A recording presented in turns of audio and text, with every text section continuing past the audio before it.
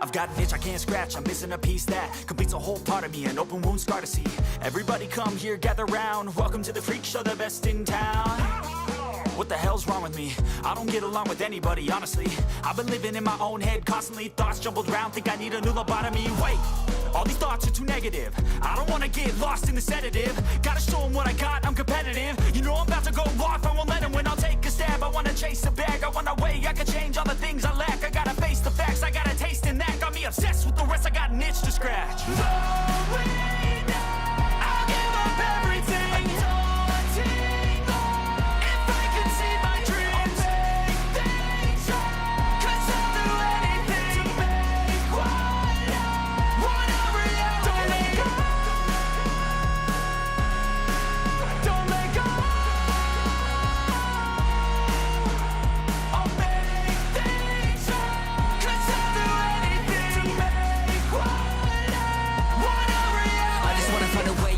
The venom in my brain, running from the past, wanna escape my pain. I just wanna be a better person, I deserve this, I just wanna break these chains. Always asking for greatness, true to myself, I never fake it. Seen too many once, I just so they get famous. And when I say the truth, most really can't take it. In spite of everything I've been through, I'ma make it. Fake friends, but I'm a downfall, it's toxic. Day one, started to outlaws for profit. Now all I do is write verses, no talking. All I do is put the work in, no option. This was everything I ever wanted. Created a legacy off of me, just being honest. And the fake ones hate, but it's all to no avail. They wanna see me lose, but you know I never fail.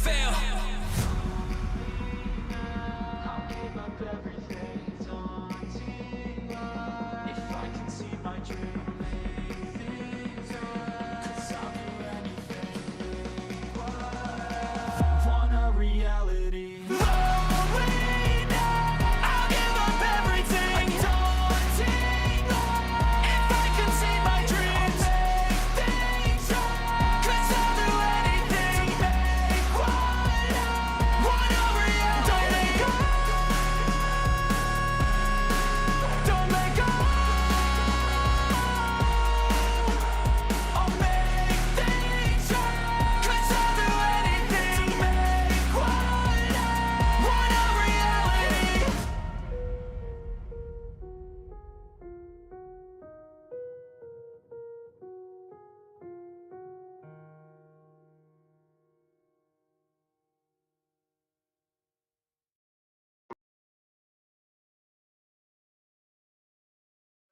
Let's get it. I forgot to pull up Paraz. Hold on.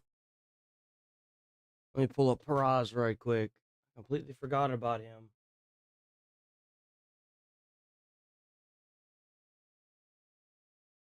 Oh, is that a new one? It is. Hey, we got a new one. Hot damn. Where is IGN? Where is IGN? Where's PlayStation? Bro. Oh, give me a break with this. Really? Oh, we're starting early, are we? Okay. We're starting early. Okay. Okay. That's what we're doing today, I guess. What's this?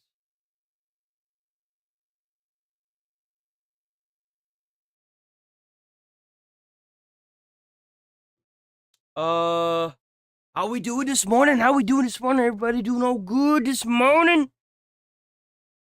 Crash out. The burnt peanut just ruined Pride Month for Twitter. Oh, poor Twitter. I guess I'll have to do this thing called sucking it the fuck up.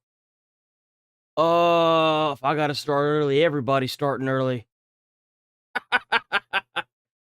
What was that?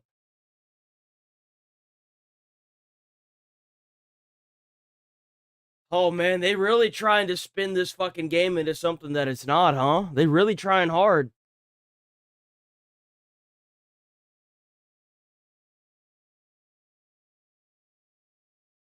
Oh, what's this?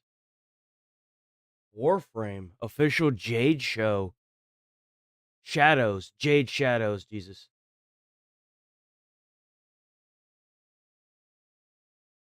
Ice Age Boiling Point. So they're making another Ice Age as well. Oh, I love this game. If you guys have never played Dragon Ball Z Kakarot, you guys are missing out. It is probably one of the best open world Dragon Ball Z games I've ever played. It's not a fighter game. It is open world. It's like a 1-to-1 to Dragon Ball Z almost.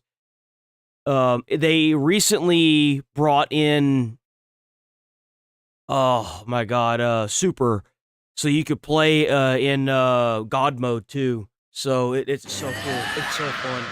The Dragon Ball Z Kakarot Daima Adventure Through the Demon Realm Part 1 and 2 are available now. Oh, they brought in Daima as well? Holy crap. Let's take a look at some of the new content in Dragon Ball Z Kakarot Daima. I'm gonna have to play this game Adventure again. Through the Demon Realm Part It's so long. It goes through the entirety of Dragon Ball Z. And now Super and Daima. 2. In this DLC, you will have access to a new playable character, Vegeta Mini, along with new enemies to challenge, like Tamagami number 2. Let's take a closer look at these exciting additions. Let's go, Melissa. Let's Vegeta go, Mini and Mossy, excels at fighting Oak style Crackers. Let's go, and this morning, Sticks. that Sticks, corner Artemis. enemies with Let's go, unstoppable Artemis. combos. Arc Shot is a special move that fires a high-speed shockwave at the opponent. It has That's minimal openings and is easy to use. If it hits the enemy, it creates a large opening, allowing you to follow up with a high-damage special move. Armor Strike is a special move that charges rapidly after a long build-up to deliver a heavy blow. Charge with super armor from the dash until the strike ends.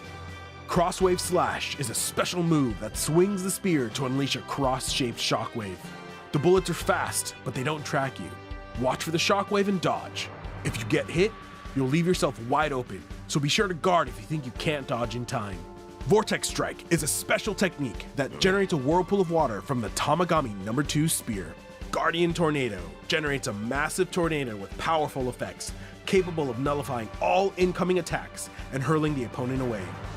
With this information, How's it going, in mind, darling? You doing all let's right? take a look at an exciting battle. Morning, darling. These two Ramboni? characters to watch W. these Ramboni? moves in action. Darling. How y'all doing this morning? We doing good? Another beautiful day in paradise. You know what I'm saying, guys? Did I tell ya, or did I tell ya? I would have thought Goku was amazing, and how Vegeta's up there too!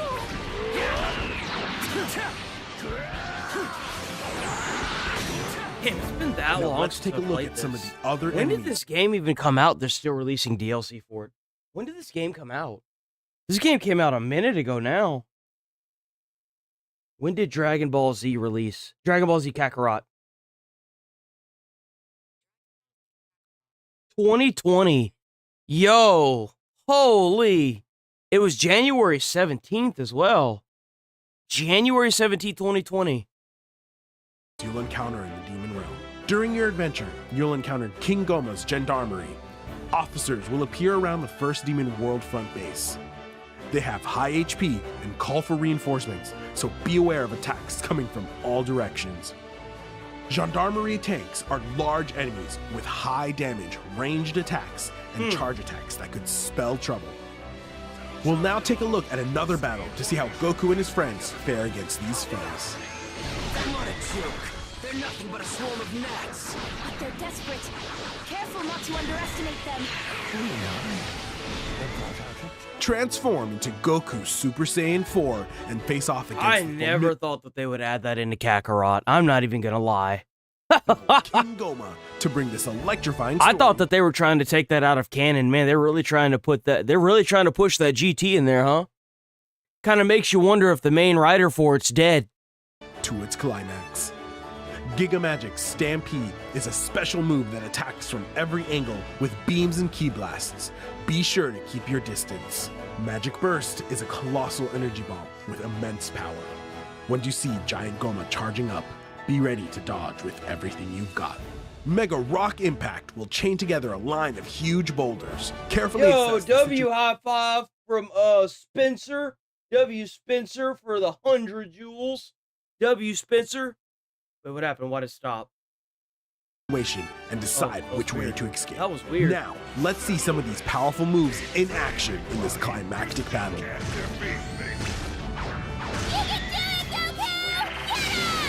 Almost at a disadvantage. I feel like ever since the original writer died, this is going to be a lot like Marvel Studios. I feel like this is just going to go down the toilet. From what I've heard about Daima, I haven't heard like particularly good things. So You know what I'm saying? It's kind of already begun. It kind of makes me wonder if this poor man on his deathbed was being forced to frickin' write this nonsense into the actual arc so they can keep spinning their weird narrative or whatever they're trying to do.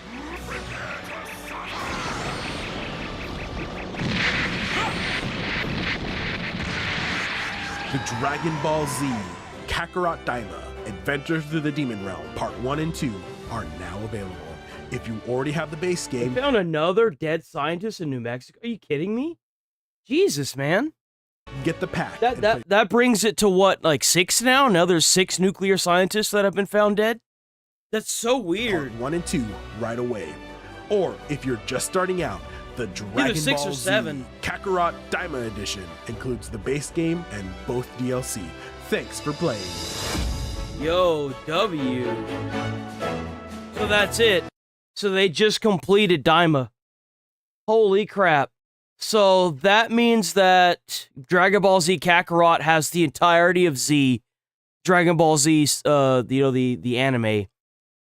In the base game, Dragon Ball Super and Daima. So you could get Dragon Ball Z Daima, a Dragon Ball Z Kakarot Daima edition, and you could literally get everything but Dragon Ball. That's insane.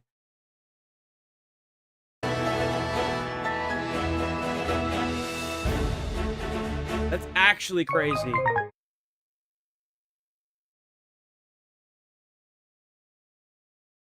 Blades of the Guardian Wind Rose, the desert exclusive trailer. What is this?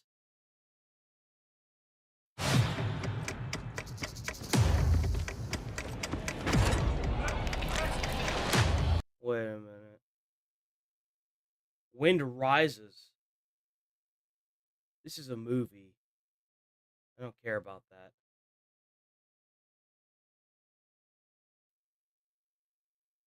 Y'all, you know we gotta watch this Battlefield 6 trailer. By the way, if I catch a suspension for this, kiss my ass. But I'll be live, most likely tomorrow on a different platforms. So, oh.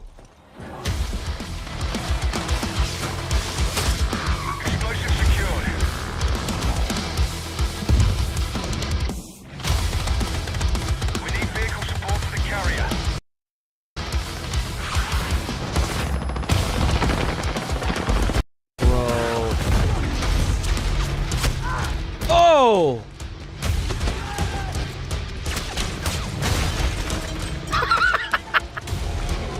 Yo, they're all trying to take the bomb! Yo!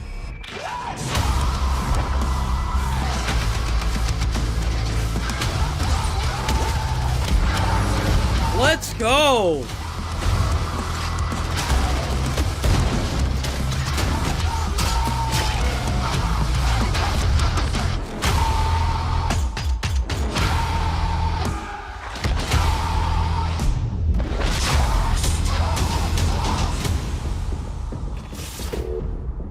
God damn, bro. I'm gonna have to check this game out. I still haven't played this game. I haven't played Battlefield 6 yet.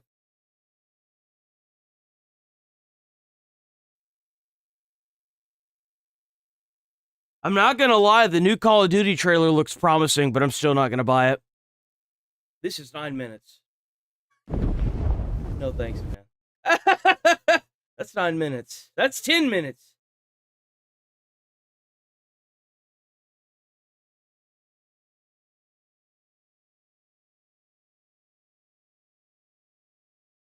Bro, who the fuck is gonna play this shit?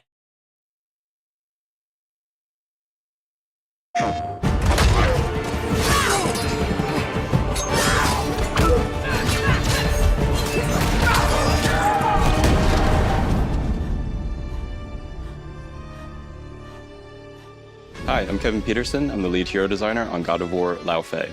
Hi, my name is Denny. I am a design director. Can't even use the actual music that has been originating from God of War, can you?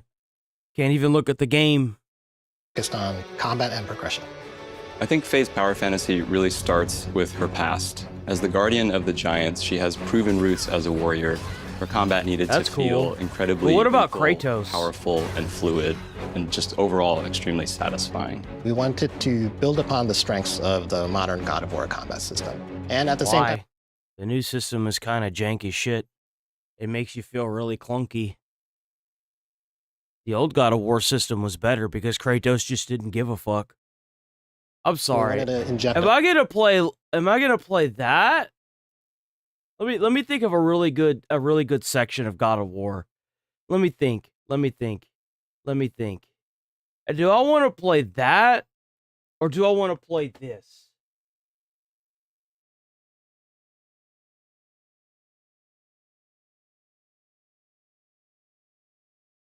Mount I think that's Olympus right here. Or do I want to play this? My brothers, we were forged in This is what we lost, guys. This is what we lost. victory. A victory that ended the Great War and brought forth the reign of Mount Olympus. Born from the depths of the underworld, rooted in the River of Souls, our mountain emerged out of the chaos. As it grew, so too did the might of the Olympians. He created a world of peace, a world of prosperity, a world that lives in the shadow and safety of my mountain. A mountain that has come to be the absolute measure of strength and power.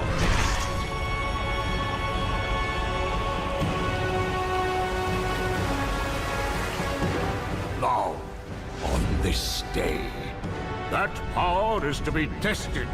The mortal Kratos seeks to destroy all that I have wrought. Brothers, put aside the petty grievances that have splintered us for so long. We will unite. We will stand together. And I will wipe out this plague. Olympus will prevail.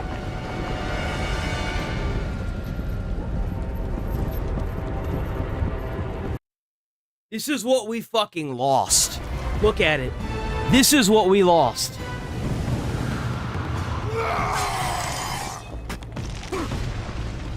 You try to compare this to that dog shit God of War 2018, it's not even the same game series. Look at this. Fighting Poseidon and the War Water Horse. Look at this shit. It's not even done. Yeah, look at this. Look at this shit, man. Hold on. Check this out.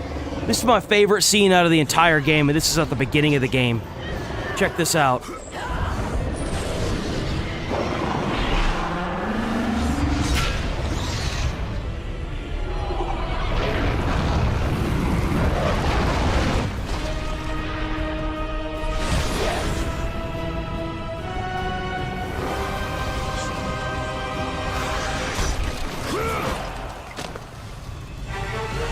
Kratos used to be a fucking killer.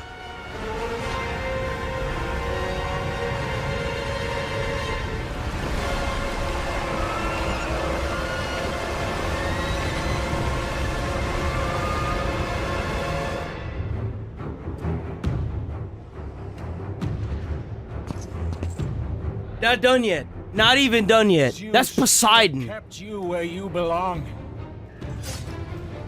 No matter how many gods fall, there will always be another to stand against you. They will fall as well. That's right. The death of Olympus means the death of us all. Then prepare for your death, Poseidon. The dialogue is completely fucking different. That's a man right there. No fucks given. Not a single fuck given.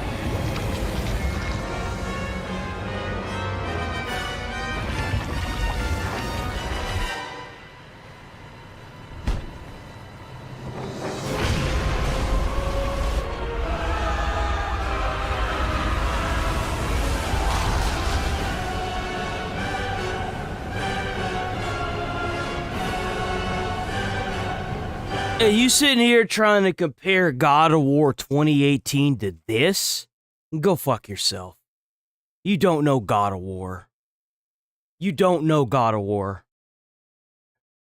I can't stand people that are like, well, I played God of War from 2018, man. The franchise is great. No, you didn't. You didn't play shit. You haven't played a damn thing. You don't know God of War. You don't know Kratos. You don't know. This is the same motherfucker that ripped off the head of Helios and used it as a weapon. He used that shit as a weapon, bro.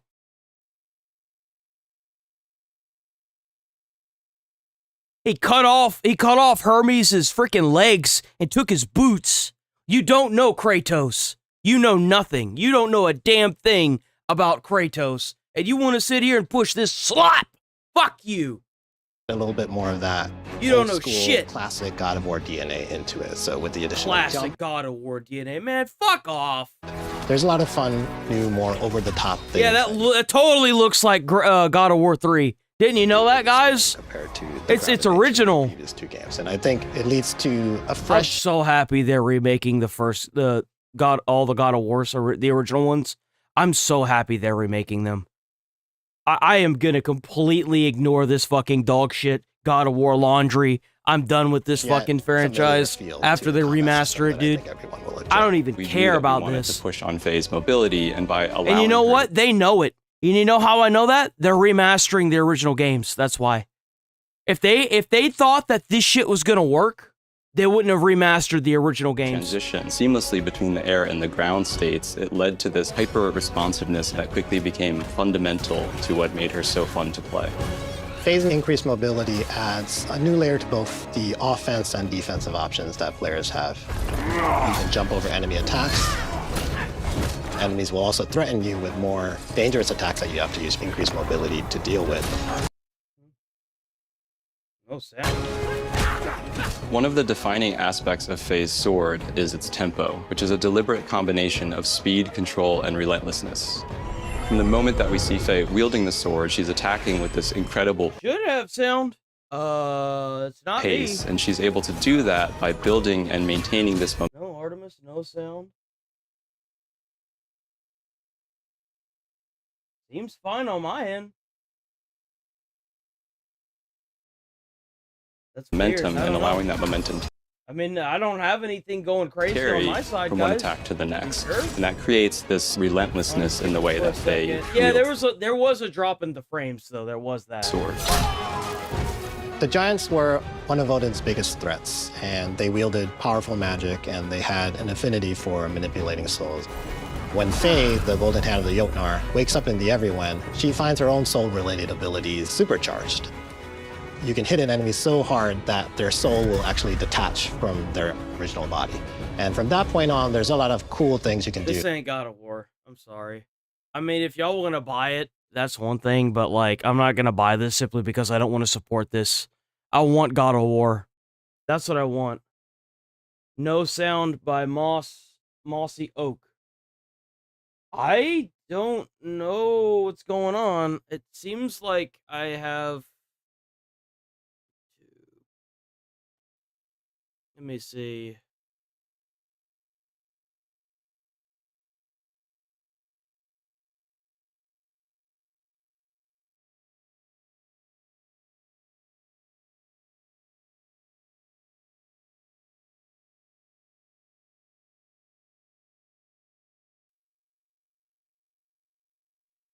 Hello? Hello? Hello? Hello? Hello? You can attack the soul. You can attack the soul. Okay, that one's working fine.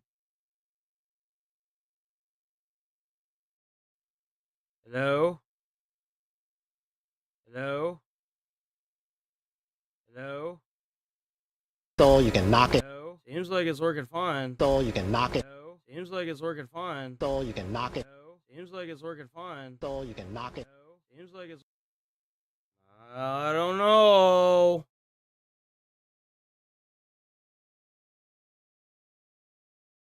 Into other enemies, It's watch the good. soul boomerang back A to the original player. body and deal damage to it. I think players are going to have a lot of Yeah, like I have a friend. I have a friend that only played the newer God of War games, and I'm like, dude, you don't know what God of War is. You missed out on an entire freaking beast that is Kratos. That pussy whipped motherfucker that we see now in God of War 2018 and Ragnarok. Get that shit out of here, fun man. discovering all Get the that outta intricacies here. and ways to master it. So there are numerous ways that Phase 2 companions will assist her in combat, and each one Phase fills 2? a very distinct role. What the fuck is a Phase 2 companion? Rue, the ribbons of Faye's legendary sword, will act in sync with Faye to bolster her moveset, but isn't necessarily going to strike out on her own unless directed by Faye. And that gives Faye this exciting opportunity to elevate the combat prowess of the pair. Why do we have a sword with ribbons? And that gives Faye this exciting opportunity to elevate the combat Bro. prowess of the pair to a greater degree, where she strikes powerfully at an enemy, knocking them back, and then whips the ribbons at the enemy, which ultimately ribbons. sets her up We're for fighting with ribbons now, guys. this brutal Wow. finisher. And that more direct synchronization What's the matter? You couldn't take over Sailor Moon, so you had to go to God of War? between characters is very telling of how the dynamic between Rue and Bro, Faye will what play out, is which is this? very different than what we see with Frank. Frank is your cosmic cube companion. He's there to support you. Because you know that makes sense. Cosmic Cube Companion?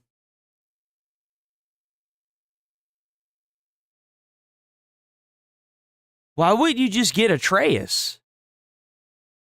This is weird. This is fucking weird. This is fucking weird. And I plus one your actions in combat. just don't if care. I kick an enemy into Frank, Frank will actually trampoline them up into the air. I I can just jump don't, up, bro. air dash toward it, slash him with my sword, and then pull him into Like, the me more with of this I watch, the more I'm like, dude, what is this slop? and execute him with a cool I feel cinematic like AI would have made a better game at this point. finisher. But at the same time, you know, it's up to me. I can also just kick the enemy in, watch Frank trampoline them, turn my attention to some other enemy, and decide to go off and let Frank deal with that. Over the course of the game, you'll be able to upgrade both Rue and Frank to tailor them to your own playstyle. That's cool.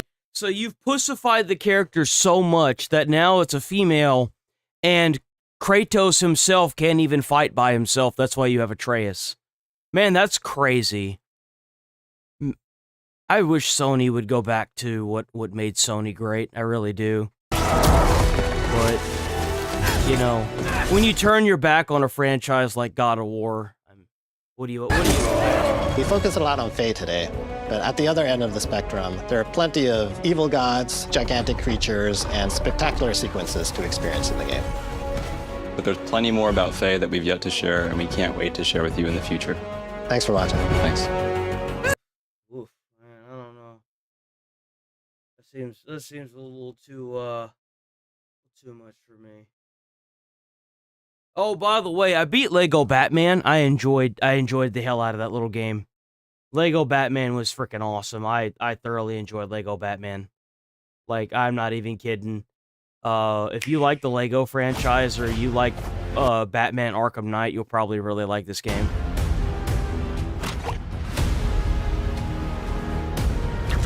Let's get to work. I was not disappointed. That looks like shit.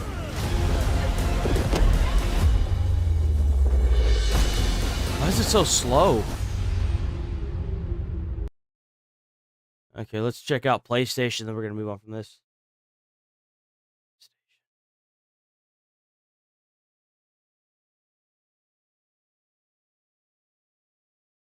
Yeah, I know, right? Fucking Cosmic Cube. Who the fuck comes up with this shit now? Cosmic Cube. Don't forget to hit like on the stream, guys. Don't forget to do that. I don't care about this. I don't care about this. I don't care about that. I don't care about that. I don't care about that. Ew. Don't care about those. Damn sure don't care about that. My brain can only handle one of those a day. I'm sorry. I can only really handle one of those fucking games a day. Anything more than that, you're pushing it. It looks like we've already seen all this. All right, let's move on. We actually do have quite a bit to cover. This spider is a vampire. Ooh! Just look at him! This distinguished gentleman. Not the way you think it is. This adorable little guy is literally called a vampire spider. And as you may expect, for something named after Dracula, it craves one thing. So this is a spider. Did you guys know that there's actually a version of the wasp that only eats and regurgitates meat in order to make its hive?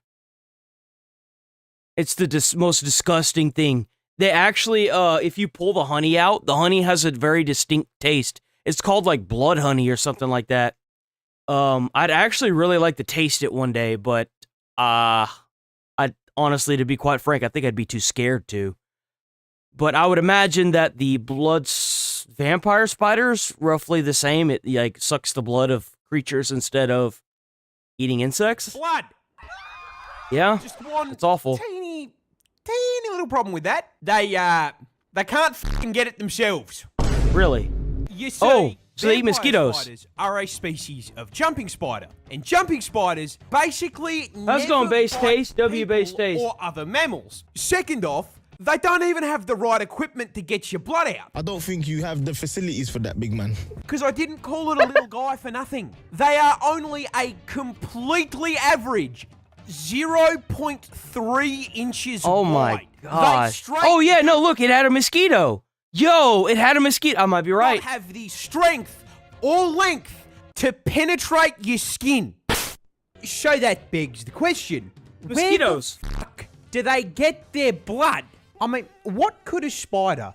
Yo, I bet wherever these spiders are, that country loves them. Could you imagine having like a bunch of those in a box and releasing them into like your backyard to control the mosquito population? Holy! Possibly get its hands on that carries human blood. Gotcha. Yeah, it's fucking mosquitoes. Yep. The size of that fly. Specifically. I was right. Go me. Go me. Per the usual, I'm right. Okay, what else do we got? We'll watch one more for more Perez. More Perez. New bee. Ooh, look, a new bee. Australia just found a new insect. Who's that Pokemon? And in a certified Australia moment... Oh, boy. Back to silly ad, huh? It is unironically called the fucking Lucifer bee. Because of course we have the Satan bee. The snakes and the spiders and the fucking dinosaurs weren't enough. No. Now I gotta dodge a rejected... Hey man, you don't get to talk about the dinosaurs. I lived around the dinosaurs, okay? I'm from Louisiana, bro. I lived around the dinosaurs. Doom enemy on my walk to work.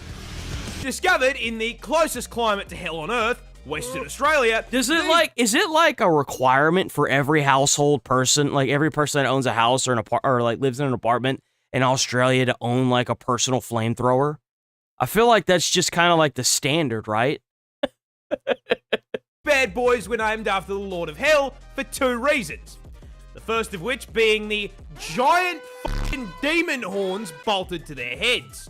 Now, those horns aren't just there to look scary. They're actually a defensive mechanism to protect the demon bees from bigger predators. However... Well, I guess having the stinger doesn't do the job? Only the ladies of the species stay strapped, as the horns are only found on females. Meaning a more accurate name for these absolute girl bosses is the Karlak bee. But a pair of spirit Halloween horns can't be the only reason they're named after the devil, right? I mean, there's gotta be f***ing something else. Like, do they spit fire? Maybe they've got a pitchfork for a stinger that injects you with f***ing acid venom. The answer to that is, no. They don't even have a stinger? Well, this bee's not gonna last for very long. It's a normal f***ing honeybee. The Really? actual reason is that lead researcher, Dr. Kit Prendergast, was... Makes sense now. She's one bad decision away from a septum piercing, that's why. watching the f***ing Netflix show. Biggest cock I've ever seen. And this isn't even the first time she's done something like this. She named another species after her pet dog. F***ing based. Australia... Okay. There we go. So, we've got another movie that is completely sweeping Hollywood. First, we had Markiplier. Hollywood had to try and cover it up by taking him off of one of the most viewed lists or whatever the fuck that was. It was like a box office list. He got like second or third or something like that. And they took him off of it, and then he caused an uproar, and they put him back on it. And now the Back Rooms apparently is banging hard at the box office. Check out The Critical Drinker, W Critical Drinker, on YouTube, you know, W Critical Drinker.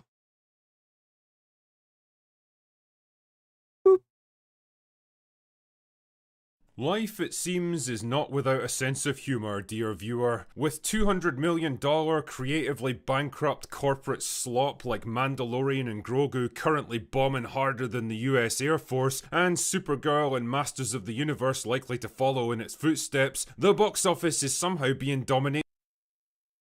Here's the issue that I see with Hollywood movies right now. Not only have they alienated most of their core audiences that used to view them, but at the same time, it's expensive to go to the movies. Like, between the cost of everything skyrocketing and the movie prices, even if the movie prices stayed the same, which they haven't, it would still be even more and more...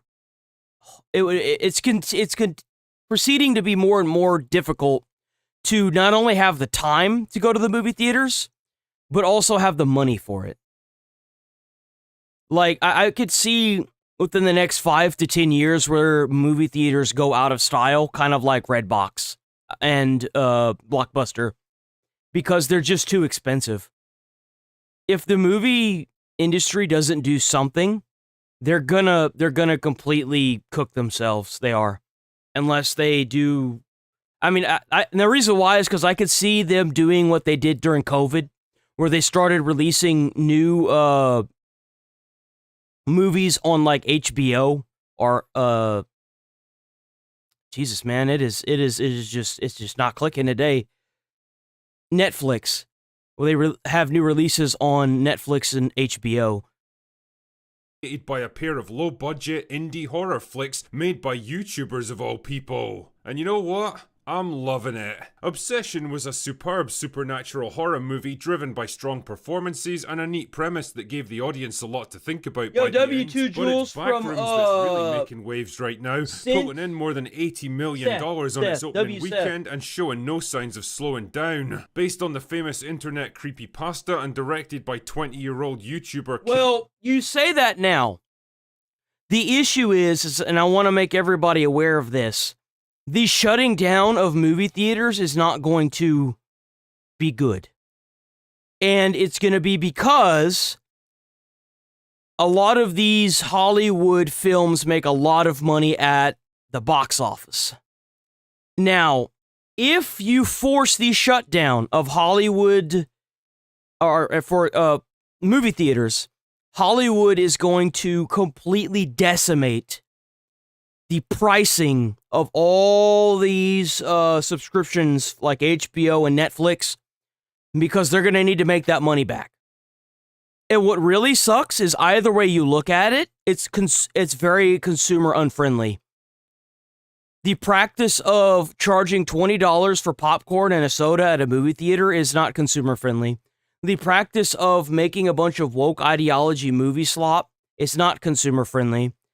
The lack of movie theaters that will inevitably happen from this is not going to be consumer friendly because it will just give subscription costs a reason to charge more. For example, how one game on Xbox Game Pass, Call of Duty franchise, day one launches, caused the price to go up almost like 50%. It's not gonna be good for consumers. This isn't gonna be good. Jesus, I've got stuff in my fridge that's older than this guy. Backrooms is a fascinating case study of internet culture crossing over into mainstream entertainment and giving it a bit of a kicking in the process. But what's the real story with Backrooms? Does it live up to the hype, or is it just an overblown generic horror movie trading on name recognition? Well, let's find out, shall we? I mean, it's probably only because kids are the only ones that could really afford it. I mean, most of the adults are so damn tired they don't want to go see a movie. I mean, I'm sorry, dude, but at the end of before COVID, I would go to the movies frequently because we had the AMC discount thing where you pay for the monthly subscription and you could see if you see a certain amount of movies, it pays for the subscription, right? And it would come with free popcorn and a free drink. That's what we would do. We would always do that, right? And after COVID, the movie theaters are just packed. They're just fucking packed. And they're so expensive. They're so expensive now. It's ridiculous. It is first and foremost, where did all these fucking people come from? I wonder where. We only talk about it every fucking day. And secondly, how the fuck do people have this money? Well, I wonder how they get the fucking money. And the thing is I haven't been to a movie theater in 5-6 years now. It's been a while. It's been probably about 5 years. So I didn't go a little bit before Biden was in office, and I definitely haven't gone. No. A little bit before that, even. It's been a while. Okay, it's been a while. But the issue is why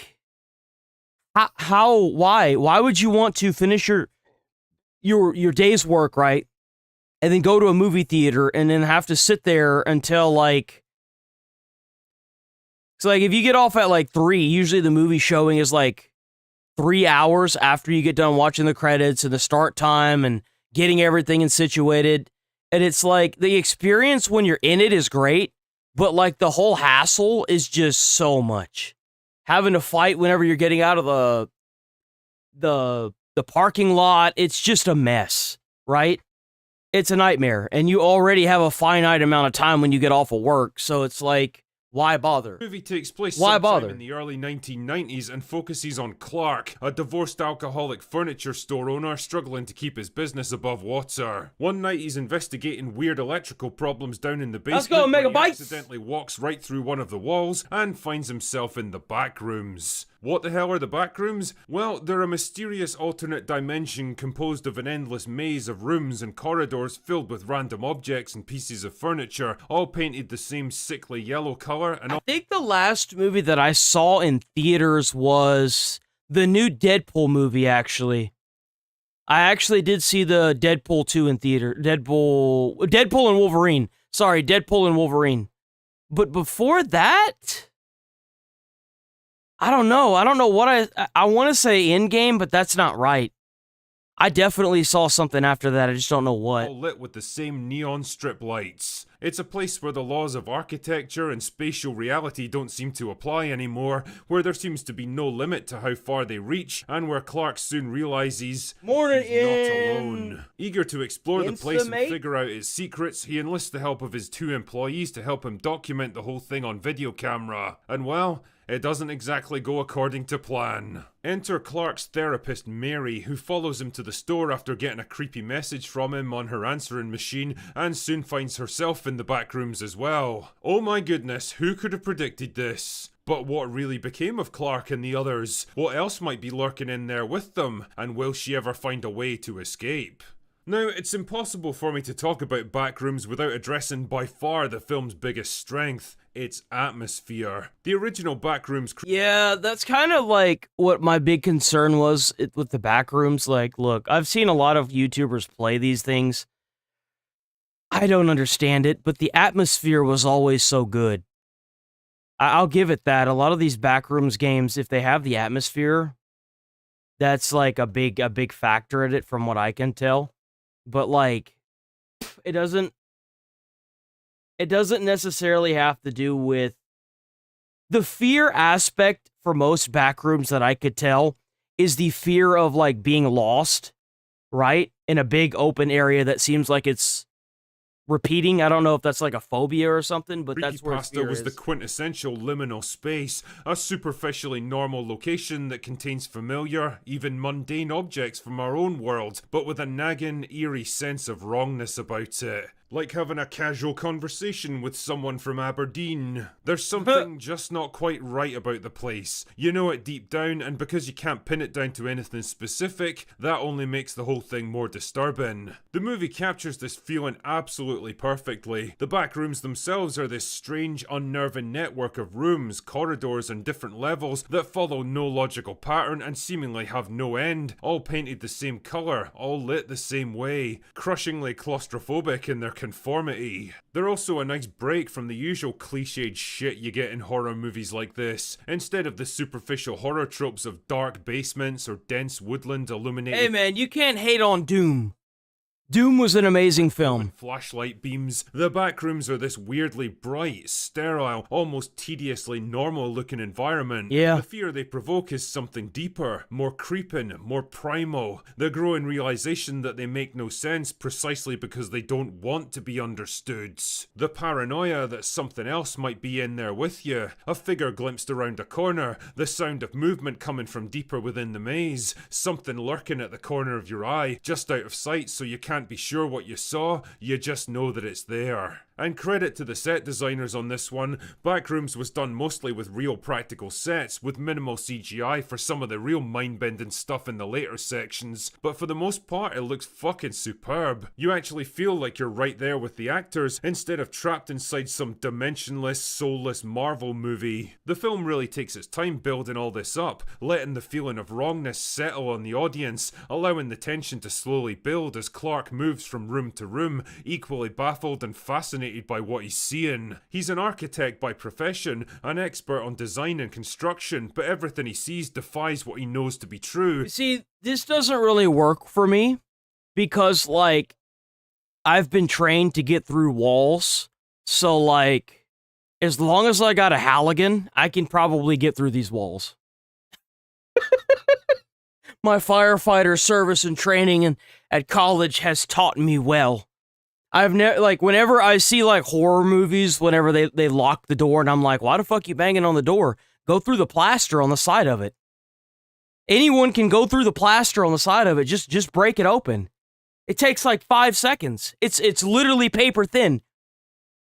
It's like, it's chalk mixed with some paper, that's all it is. Movie progresses, he becomes more and more fixated on the idea of exploring and ultimately understanding the backroom. In point of fact, if you've ever seen the movie The Shining, the reason why he was able to get through the door so well with that axe is because he was a firefighter. The main actor that played the dad in The Shining was a firefighter. They wanted to put up a prop door, and they gave him a real door just to do examples on, and he got through the real door, no problem. A rational man pitting himself against something that simply defies rationality, and in the end, getting completely undone by it. He's nicely balanced out by Mary, his psychiatrist who's been struggling to help him through a messy divorce and his struggles with drink and depression, not to mention his reluctance to come to terms with his own— If it's infinite walls, you just keep going through the walls.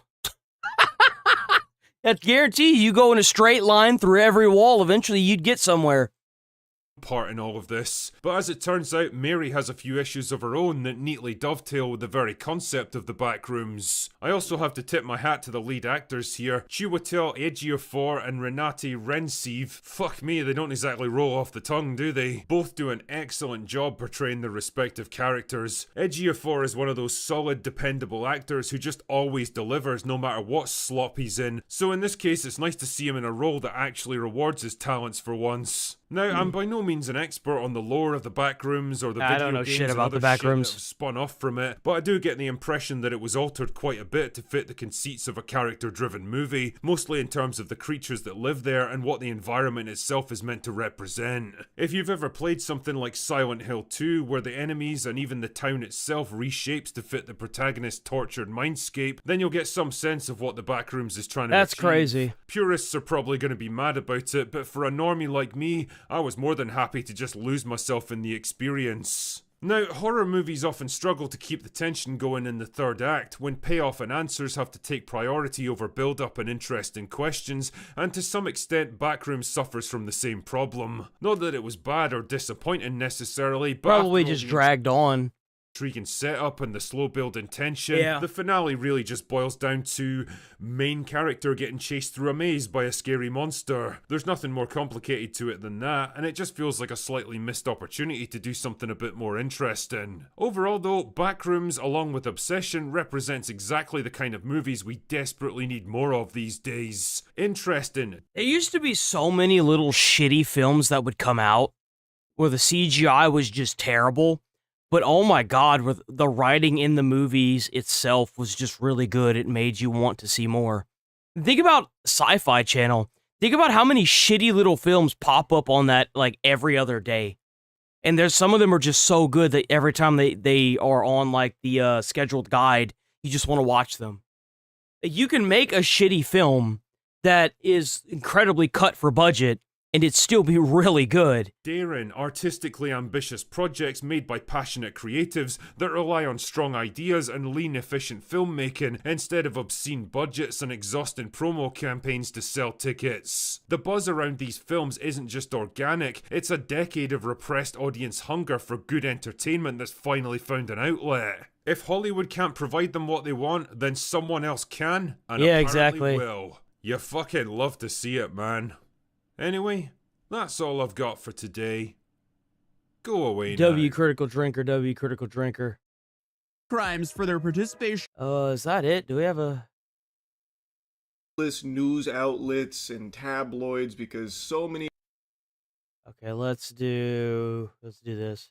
In the viral Scientology speedrunning trend. And this is reportedly because they caused about $10,000 in damages and... Check out Atozy on YouTube, W Atozy. So... I get if this is about Scientology, man. Oh my gosh, dude, everybody's into that Scientology crap now. Like, if you've seen like half the videos that are circulating online of people like, they like going to the Scientology churches and being a nuisance. They're just being a nuisance.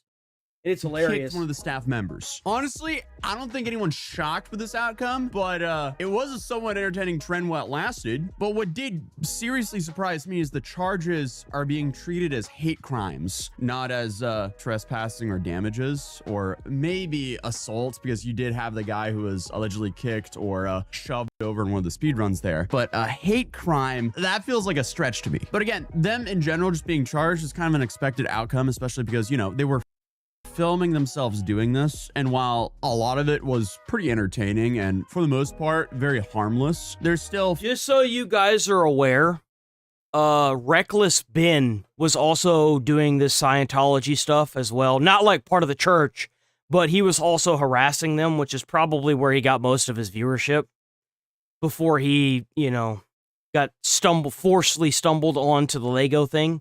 Filming themselves committing a crime, so that makes it pretty easy to find them. Because let's be real, after watching their videos, they might as well just post like POV, come trespass with me, and then they film themselves running in there. So it's like, It is what it is. But honestly, again, it's not really a shock the church wanted to make an example out of these three men that we're talking about today. You know, because it's pretty clear that this has been a disaster for the Scientology brand since the speedrunning started. Which, you know, if you're not aware of, there's this insane trend on Instagram and TikTok. You know they're doing this because they couldn't do it to Area 51, right? I mean, these idiots, these clowns showed up to Area 51 with this mentality, and they didn't actually do anything, so they've got to do it in a way that doesn't get them killed, right? I mean, obviously. Where a bunch of kids essentially started storming the Scientology churches because I guess they can't stop them all. It's like the new rendition of the Storm Area 51. You can't stop them all, but this time that's right. it's Zoomers instead of millennials. Or well, there was definitely Zoomers still at the Storm Area 51 thing. I don't know. Younger generation. Was that millennials? Was that millennials that did that? Wow, what a bunch of idiots, man. Regardless. I'm going in here. I'm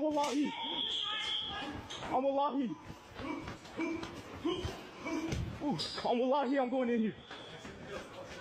Originally, it all started with two creators running into the Scientology building in LA and calling it a speed run, and that got some serious attention. And believe me, the first Scientology speedrunners, they were immediately trying to wipe their hands clean of this and advise against anyone from doing this because they realized, uh-oh, what do we do? Most likely, this is to, you know, avoid being held responsible for copycats. Yeah. That must be an interesting feeling, doing something incredibly stupid, then suddenly you see a whole bunch of people start doing the exact same thing that you did, which is also incredibly stupid. So you're just sitting there like, no, wait. This isn't us. We're sorry. We were dumb.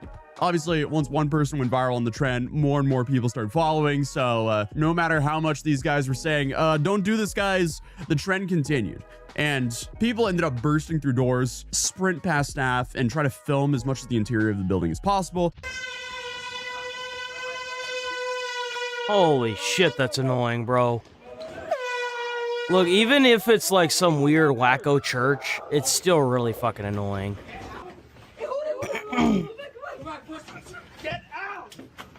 I mean...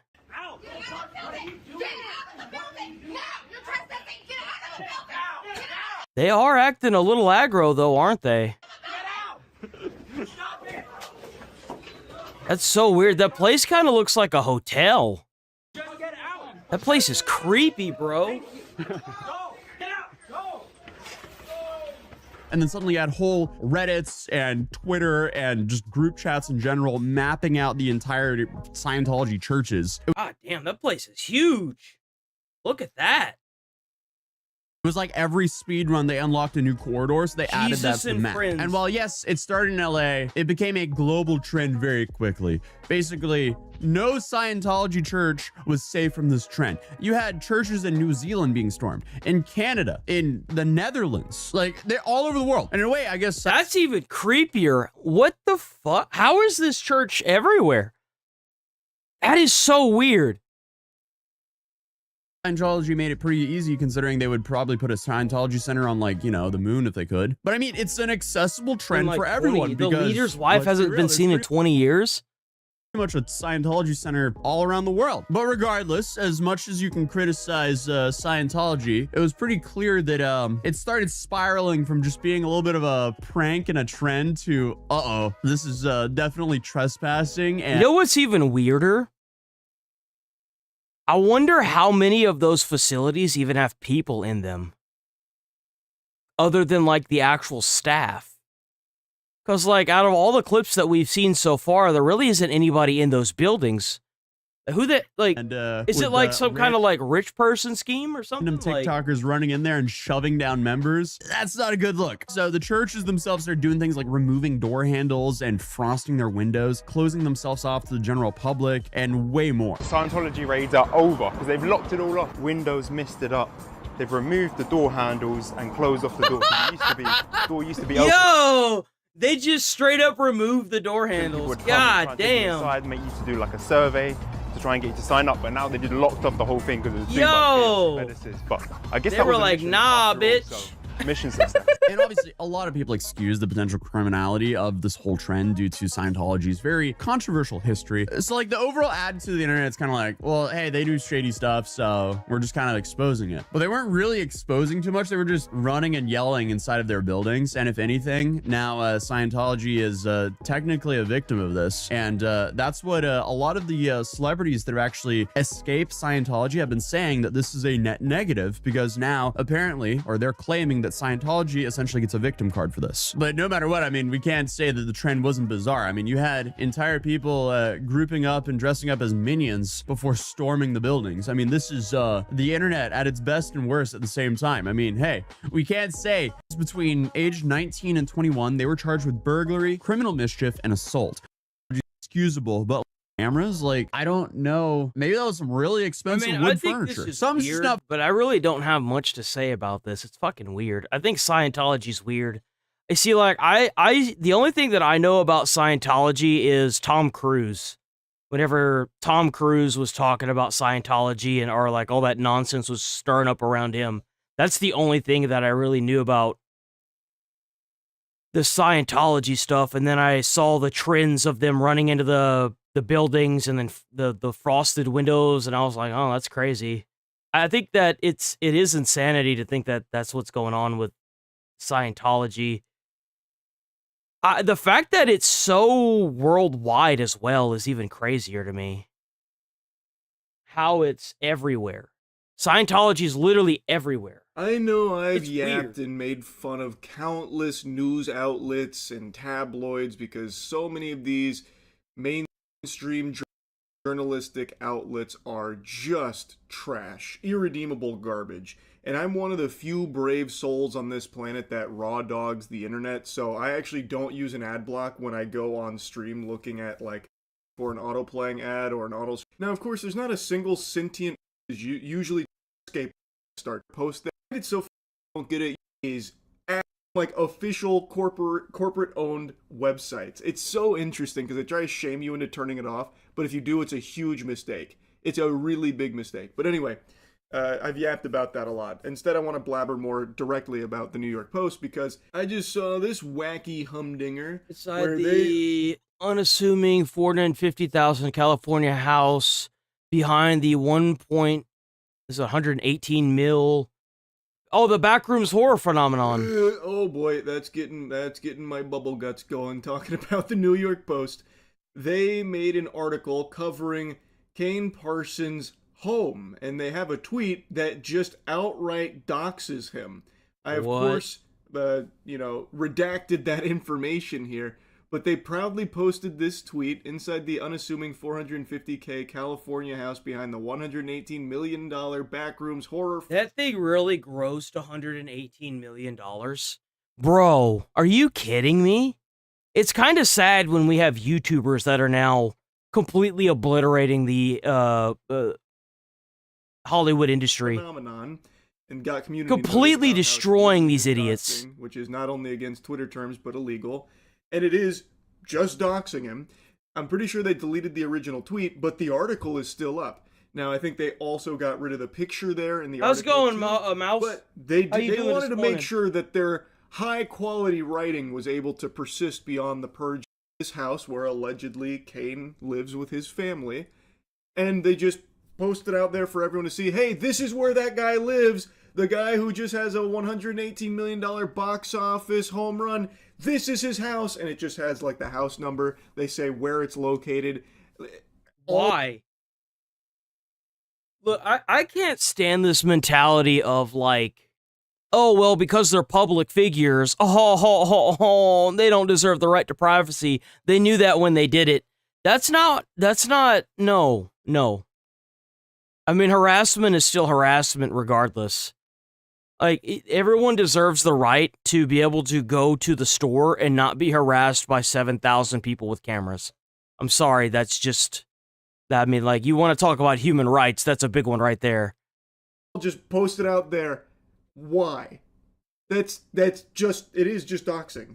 Like, there was a few people I saw come in saying, well, it's not technically doxing because they didn't give the direct address, but they only showed the house number, they only showed the location. Well, they didn't exactly say the address, but like, you know, they showed everything else. Yeah, like the house number is visible there. They gave the location, they show the house, they show the square footage, and they describe every single facet of the house. That's about it. That's what? Everything but the address. You can find that in 2 seconds. It is just doxing him. And the New York Post made a whole article about it. That's unhinged.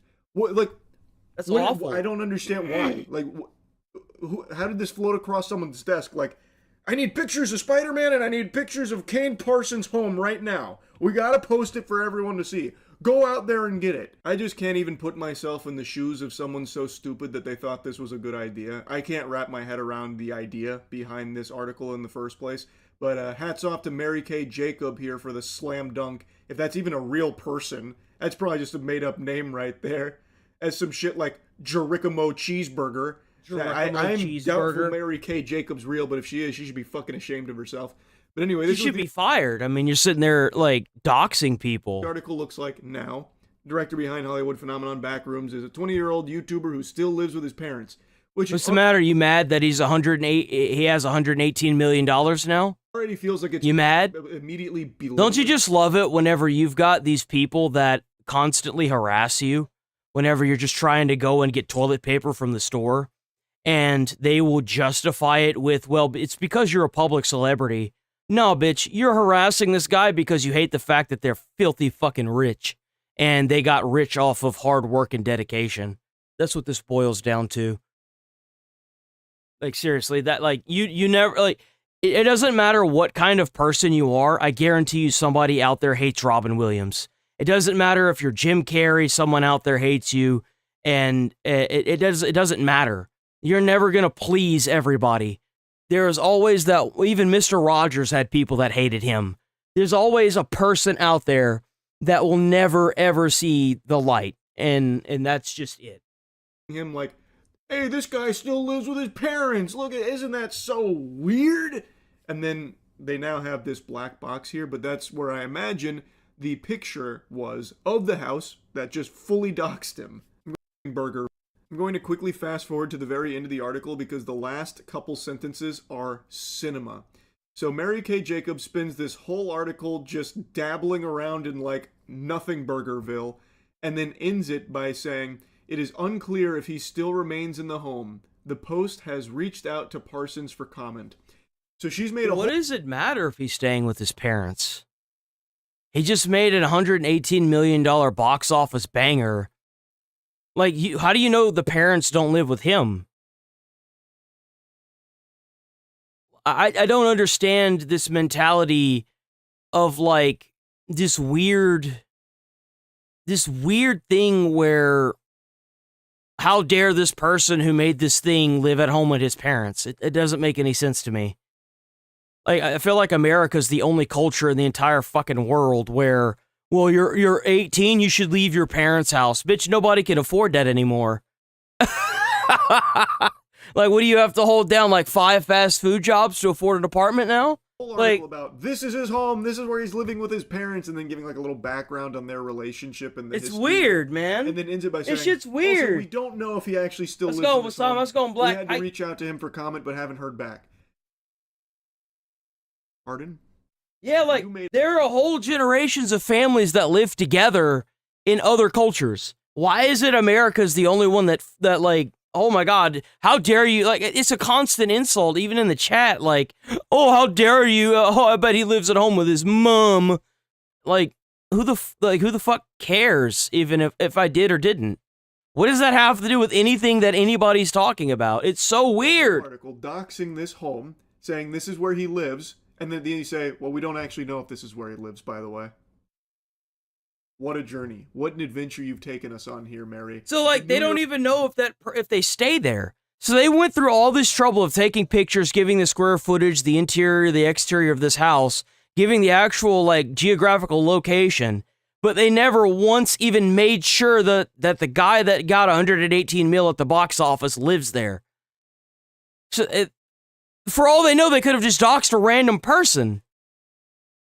New York Post has the hard-hitting stuff, I tell you what. Thought-provoking. Also, Why are you reaching out to him for a comment on it if he still lives in the house that they have now just doxed? Hey, Kane. So Mary over here, our superstar, yeah, she posted your home, or what she believed to be your home, the 450K unassuming California home, as well as the house number on it, by the way. She posted that publicly, and we just want to confirm, you do still live there, right? We doxed the right home, or should we keep looking? All right, great. Can't wait to hear back from you. Give me a buzz. It's just crazy. Why, like, anyway, here's what the rest of the dog shit looks like. It's a 20-year-old filmmaker behind the box office phenomenon Backrooms that took in $118 million this weekend, beating the latest Star Wars installment. That's funny that we've got YouTubers that are making better movies than Hollywood. Straight up annihilating a flagship movie in the first weekend of its opening. Is a former YouTuber who lives with his parents in a quiet suburban neighborhood in California. Well, it was quiet until you doxed him, asshole. Hollywood's hottest new director, the youngest ever to be hired by indie film company A24, still lives in the modest 4-bed home according to property records, why would you say that? Which stands in stark contrast to the lavish estates typically associated with Hollywood success. Parsons' viral internet horror series, The Backrooms, was transformed into a major motion picture this year. Sentences they took from Kane's Wikipedia to how different that is. How, whoa, you're really cooking there. That is so different. Let's dox him. That'll teach him the thing or what, like, and everything. Like, there's still... And you know what's really sad about this? Is that California is actively trying to pass the Stop Nick Shirley Act because of the doxing of those fraudsters that are locked up, right? Well, why don't you just make it illegal to dox? Instead of trying to actively, take away constitutional right, why don't you just make it illegal to dox somebody? That would make way more sense. But no, we're gonna do some stupid shit like this. It's so stupid, so fucking stupid. The original showrunners didn't turn into some woke slop. They announced the return of Stargate just last year, and now they killed it. So a new Stargate TV show has been axed by Amazon. And so this happened today. The show was first announced as a series in November 2025 and hailed as a showrunner who was a writer on Stargate SG-1 and Stargate Atlantis. Sources say Amazon execs were concerned about Jiro's take on the series would not have broad appeal beyond the franchise's already dedicated fan base. So woke. So woke ideology. They tried to push woke ideology in the Stargate SG-1 universe. That's what they tried to do. So I don't know about y'all, but whenever I was growing up, sometimes we'd have television and electricity, which was that was nice. But Stargate SG-1 would usually almost always be on at some point throughout the day on Sci-Fi. And I would always click off of it. I would never watch it. But it's funny to me that even now they have the ability to bring a old series like this back to the light and do something with it, but for whatever reason, they just can't make their own fucking TV shows. They've got to put their 2 cents in on a really good TV show simply to appeal to broader audiences. And you know what's funny? Is that every time they try to appeal to broader audiences and try to make it woke, like they did with, for example, Star Trek, it doesn't work. Maybe stop doing this. Series would not have broad appeal beyond the franchise's already dedicated fan base. Is that not enough? I feel like Stargate is huge. Everybody knows what Stargate is. The rumor is the show writer Martin Garrow would not budge on compromising lore elements within the show for a wider modern audience as they did with Rings of Power and Lord of the Rings. Amazon. Oh yeah, you see how well that shit worked out for them, huh? Yeah, that worked out real well for them. Said wanted something new for the modern audience that's more accessible, reimagined with more casual sensibilities. They wanted to Rings of Power Stargate. What the fuck? By the way, just for context, Asman only casually knows Stargate, but I actually watched every singular minute of it. So if there's even a chance this gets to those ghouls of Amazon producers, it's worth it. We have literally Daniel Jackson on Twitter naming names, including this Blair Fetter, a Netflix executive who only joined Thing. You guys ready? Yeah, okay, great. Perfect. Absolutely. This had 1 million views 6 months ago. But we can announce today that a brand new Stargate series is coming to Prime Video. Wow. What? It's so rare for the original creators to get to work on the new version of a show. Yeah, they don't want the original creators. You know why? Because it'll defeat their narrative, which is completely dismantled now. Their narrative is so blatantly busted, and they're still trying to force it. How many more of these older TV shows do they have to try to drag into this woke nonsense before they stop and finally realize nobody fucking cares?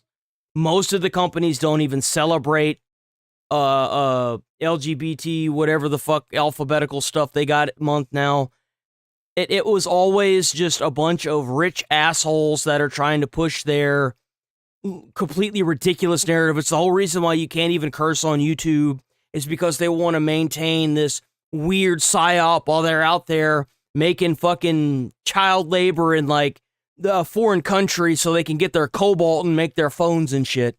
Like, I'm sorry, dude. If you buy an iPhone or a Samsung phone at like $2,000 now, you have no morals, because the child cobalt mine that was used to farm out that cobalt shows that you have no morals. You like that phone? Yeah? Okay, then shut the fuck up. I'm tired of hearing these rich assholes' morals that they don't even follow. It's disgusting. That, you know, Amazon MGM Studios and Prime Video have come together and not gone in a totally new direction, that they have respected what we have all created. And when I say we all, I don't just mean like Brad, Joe, I mean like all of the cast and crew, all of the writers. Didn't capitulate, and now you're gonna get this. So this is the original writer of Stargate. Nope, no, sorry. Gonna have to push back on this. Sadly, it's true. Amazon has elected to not move forward with the new Stargate series. There's not much that I can add beyond confirming what's already happened, but I will say this. Director Martin Garrow developed the Stargate series over 2 years, ultimately crafting a show that offered a fresh, jumping-on point of view for new viewers, while deeply respecting the existing canon. It was a series that avoided the pitfalls of several modern remakes and reboots by fully embracing the core of its predecessors. And based on that creative vision, the new Stargate series was greenlit. As of today, that official vision is no more. Hollywood is run by some of the dumbest people on Earth. The studio may revisit the IP with another showrunner, possibly. If I'm able to make enough money, I would love to be the secondhand Hollywood. I would literally call myself secondhand Hollywood.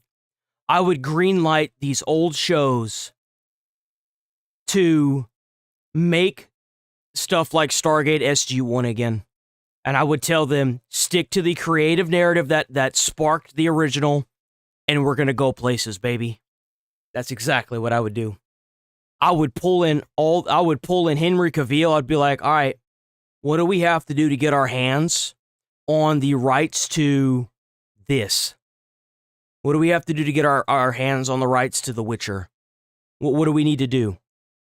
I would even go as far as like pulling in Deadpool. I would pull in so many of these people if I could, and I would make their shit the roots of what made them famous and what got them all that money. It's sad that the hardest part of making a franchise is pulling together, or at least revising a franchise, is pulling together all the original directors, writers, and cast. And they literally have that ability, and they're sitting here pissing it in the wind. And it's disgusting. It's someone disgusting. who does not have history it's with actually it, disgusting. They would give it a fresh new perspective. It's so frustrating. Why do they think this is going to work? How many times are they going to have to fail doing the same thing again until they realize that they're just lighting money on fire? Sounds like they were trying to, but you can't make Stargate today. There's no getting around the good guys being the military and the bad guys being evil on a genetic level, so the entire premise is anathema. That's exactly it. This weapon is called a P90. Carter, that target. What? Always that is smarter, more moral, better understanding. I would rather not order you to do there's some people. Or that his prisoners in Bukele's. Okay. So some of you may know what's going on. Check out Decoy. This is Decaf Decoy. Check out Decaf Decoy. So some of y'all might not know what's going on, but El Salvador has a prison, right? And there are people that think that, oh, it's inhumane, and they brought in some journalists and showed them the prisoners inside the prison, inside of El Salvador's, CCOT. And then they showed them videos of the same person cutting off somebody's head with a machete.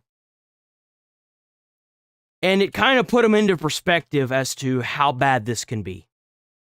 Super prison CCOT in El Salvador, so they made him watch a video what the prisoners did to end up there. He quickly changes his mind. Yeah. We talk about the good old days. And by the good old days, he meant torture, executions, gang violence of a kind. Some people are genuinely evil, and they need harsh punishment. Yep. But people that are too naive and they've never seen evil always question. Yeah, this mentality of, well, you can't just put all these people in jail. Well, why the hell not? But the money, we're spending more money trying to restore our parks. We're spending more money cleaning up the graffiti. We're spending more money making sure that these idiots don't burn down buildings because they knock something over in their tent and everything catches on fire. We're spending more money trying to make sure that they're not scarring kids by standing outside the freaking school naked. Nah. Why they're harsh prisons? Because there's harsh people. And you wouldn't believe this is a child's mentality. Well, not everybody's evil. There's no such thing as true evil. Everyone can be rehabilitated. Shut up. You shouldn't be able to vote. I mean, these guys are the worst of the worst. It was really hard to process for all of us. And your immediate reaction when you walk into this terrible place, this extreme corner of the human zoo, your immediate You keep on saying a human zoo, but it's like, nope, no animal, like, did something that deserved to be in the zoo in the captivity. No, they're animals, bro. They're animals. They're animals. They're monsters, bro. Put them where they belong. It just happened chance that they ended up there. Sad. I guess I kind of get what he's saying. He's saying it gives animals a bad name. Human zoo, you're saying, well, some of these guys just happened chance ended up there. It's like, no, they all earned it. It can't be anything other than pity. I'm sure there are some innocent people that are in CCOT. But I guarantee you them being there is better than them being out. This, like, if you walk around and you get gang tattoos on your body and you act like you like a poser, you try to pose as a gang member even though you're not one because you're too much of a bitch, and you get yourself locked up in a place like CCOT because you're trying to pose, that's what you fucking get. That's what you get. Maybe don't do that. For these human beings who are being kept in conditions like this, it's solved a huge crime problem. Yes. El Salvador was the most dangerous country, really, in the world, let alone in Central South of America. Imagine if we did this in New York City, Los Angeles, and Chicago. No, we should do it in every single state in the entire U.S. We should buy Little St. James Island and tell the El Salvador at CCOT that they could also use that as another prison site if they wanted to. Could be America's gift to them. How quickly would those cities return to prosperity, like El Salvador has? Okay. The murder rate was 1 an hour. For every 100,000 members of the population, there were over 100 murders at one point, and that's now dropped to 8. I mean, it's a phenomenal turnaround in the country's fortune. And notice how it didn't change his verbiage of saying human zoo. He understands why it's necessary. He sees the literal evil in the eyes of the people saying the good old days when they would R people, torture people, and he still can't get that vernacular out of his brain saying, oh, the human zoo. No.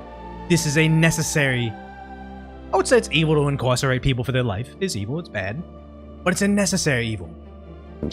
And it wouldn't have happened if it wasn't for CCOT. So yeah, there's this moral conundrum. I mean, at one point, I couldn't speak to the guy, but I was presented with a prisoner as closer to me you're in than you danger are now, right there, in shackles. and his rap sheet was read out. And he was one of the gang's chief executioners, and he used his machete to execute people. And he had killed... And that's the thing, is I think that there's probably different ways he could have done it, but the fact that he did it that way shows that there's some sort of... And I get you people out there that are like, look, we can't just put everybody in jail. Okay, you're right. Then what we should do is to anybody that killed somebody else, we just kill them. You have video evidence of them like cutting somebody's head off or, you know, lighting someone on fire, and they get put into critical condition, they end up dying, then you just kill them. Just kill them. Don't put them through trial. Once the trial's done and they get they get put to death. Enough of this like stupid electric chair. Bring back the fucking beheadings. Bring back the firing squad. There are people that will literally do it for free. That will have no stain on their conscience whatsoever. Enjoyment to it, and I will always remember me being naive. I was probably like 20 at the time. Me being naive, working for a company, and finding out that one of the locations, not the location I worked at, was a victim of a harsh robbery. And then the video came out of them getting robbed. Like they held up the employees in the location, and the people came in with firearms, but people were giving up. Like, okay, they burst into your place of work and you put your hands up. I'm surrendering. I'm not gonna fight you. You got 2A tools and I got my book bag. Like, okay, but they just kill you. That's the thing. Like, these guys are killers. They're not just robbers. They're killers. 9 times out of 10 in America, if you're trying to rob a store, you're not trying to kill somebody, right? You have the gun to intimidate. These guys that took over El Salvador, that not only would they hold you at gunpoint, they'd kill you. They'd kill you just to laugh at your dead corpse. That's where America's going. I mean, when you got somebody that's getting out 70 times or 40 times or 50 times, and then they in a public transport system lighting somebody on fire with gasoline, I'm sorry, guys, we got to do something. Guys came in, they robbed them, and they just beat people. They just kept on beating them. Like, one person ran away, tried to hide under a table, and they just beat them anyway. Yeah, exactly. And then, sad to say, for whatever reason, they ended up assaulting one of the employees. Like, it was very bizarre or whatever. And I remember talking to somebody about it, and I'm like, it doesn't make any sense. Like, why would they just... They surrendered. They were able to get what they came for. Why'd they have to do that extra stuff? Why? Because nothing would happen to them. That's why. That's why they did it. Because they knew nothing would happen to them, so they did it anyway. They had to beat the people up, and why'd they have to harm the girl? And my coworker told me, he's like, some people are sick. And that was the first time I realized, like, in my adult life that, you know, they say, oh, he's sick in the head. I'm like, oh, no, it's sick like I had the flu, or you have you have assault somebody like that, you're broken. And the same thing with this machete guy. I don't think there's You're something... not going to reason with somebody that goes up and down the eastern seaboard and butchers people and then eats their corpses. I'm sorry. You're not going to reason with somebody like that. But you can sever their brainstem and their head from their body.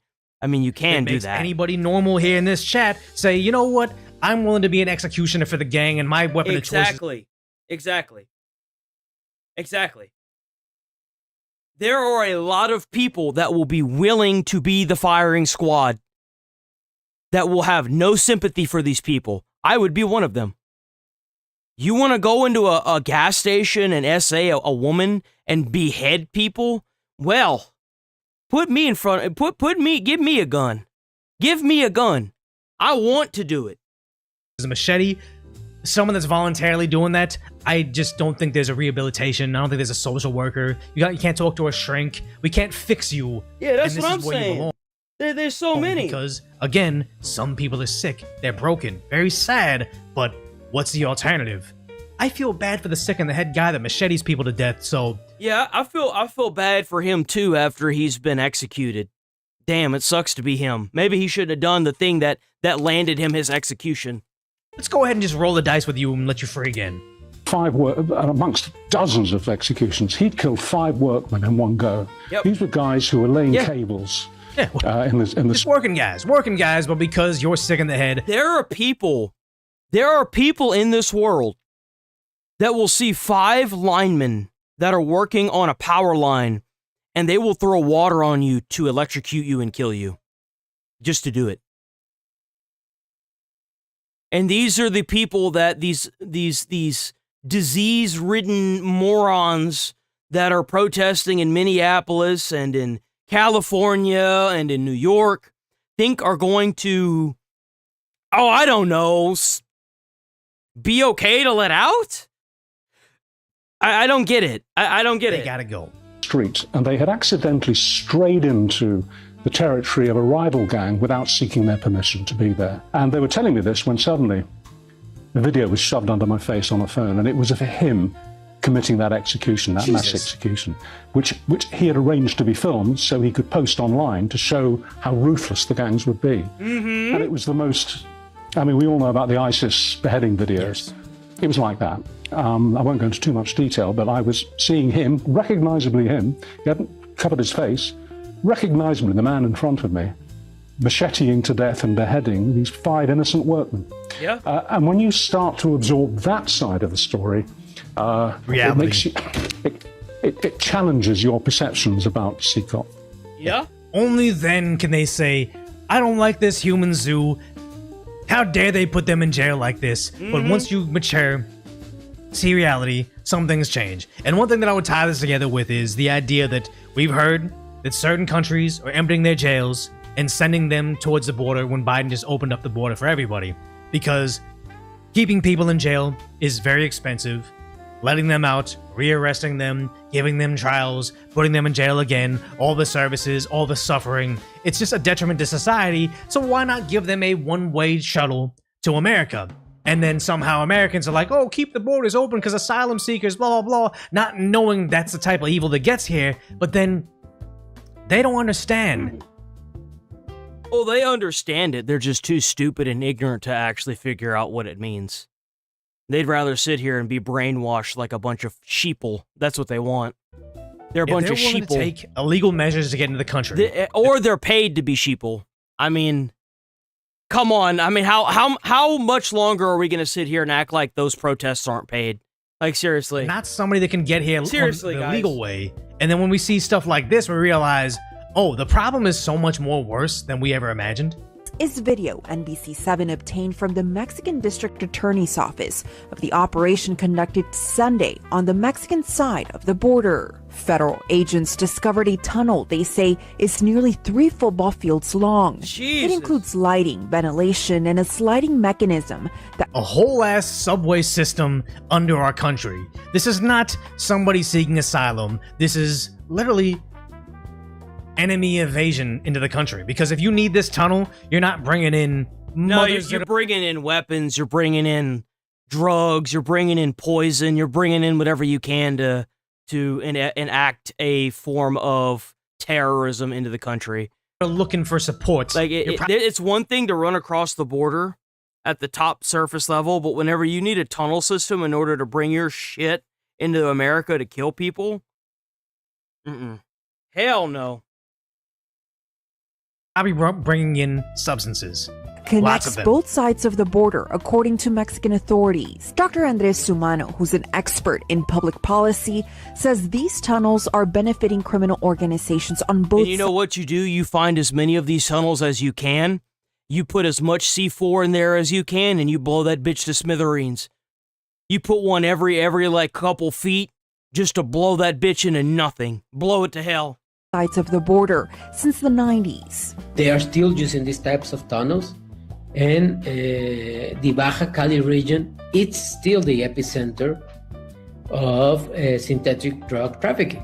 Mexican authorities say with the help of security agencies, they carried out a search warrant in a Tijuana home for where it gets dumped off at, but they're just not willing to admit it. To NBC7, they are conducting a criminal investigation involving an underground tunnel. It's like, okay, you can conduct the criminal investigation, but honestly, it's like one of those things where you don't want it to be this way.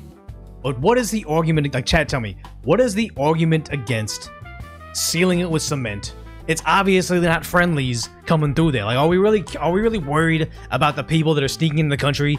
Not necessarily at the asylum ports. I mean, if it'd be up to me, I'd say tripwire it.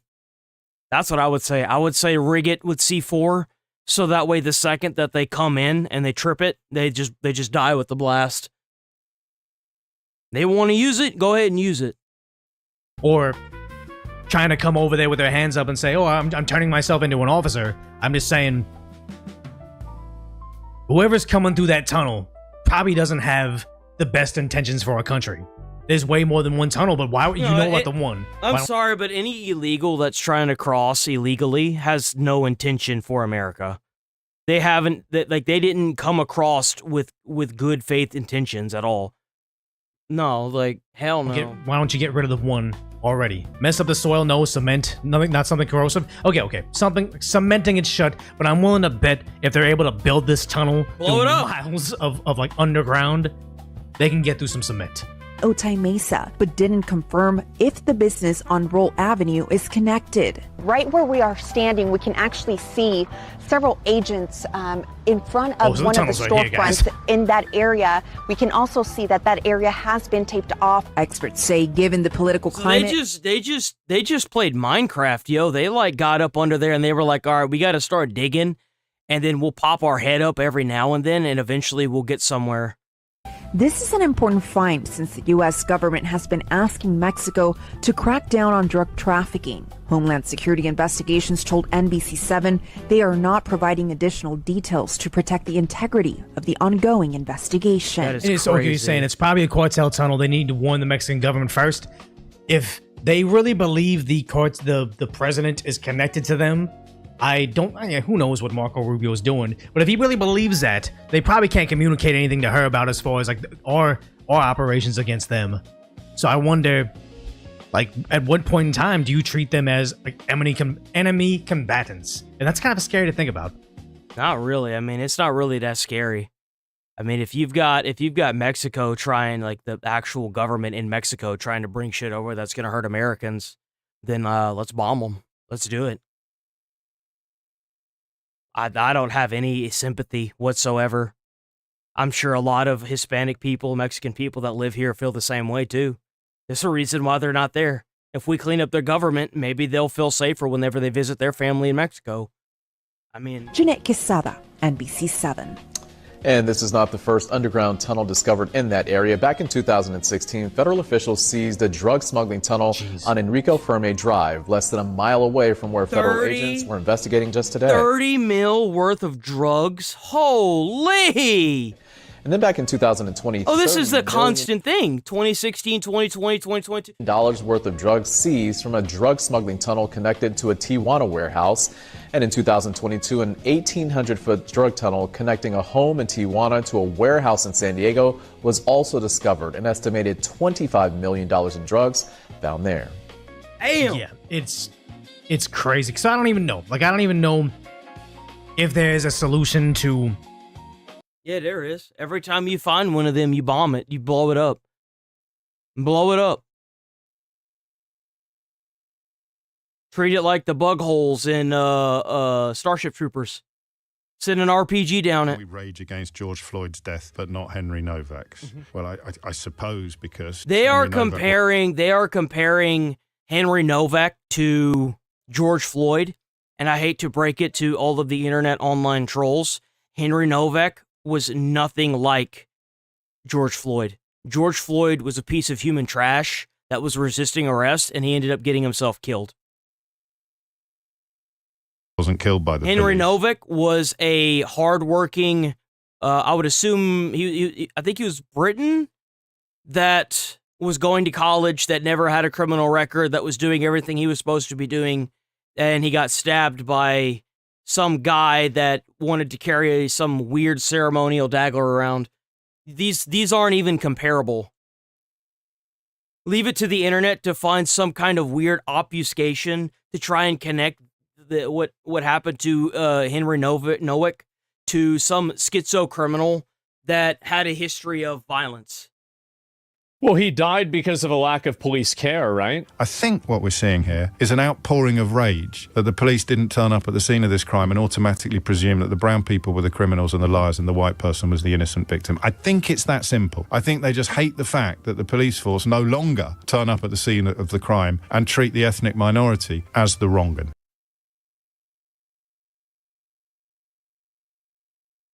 No, they hate the fact that a young man lost his life because he was following orders by the police, and it was racially charged and motivated. The thing is they arrested a young man who was more accepting of following the law and doing what he was told, that it cost him his life.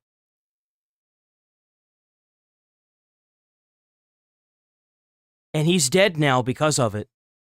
He was stabbed for doing nothing wrong. And he's dead now.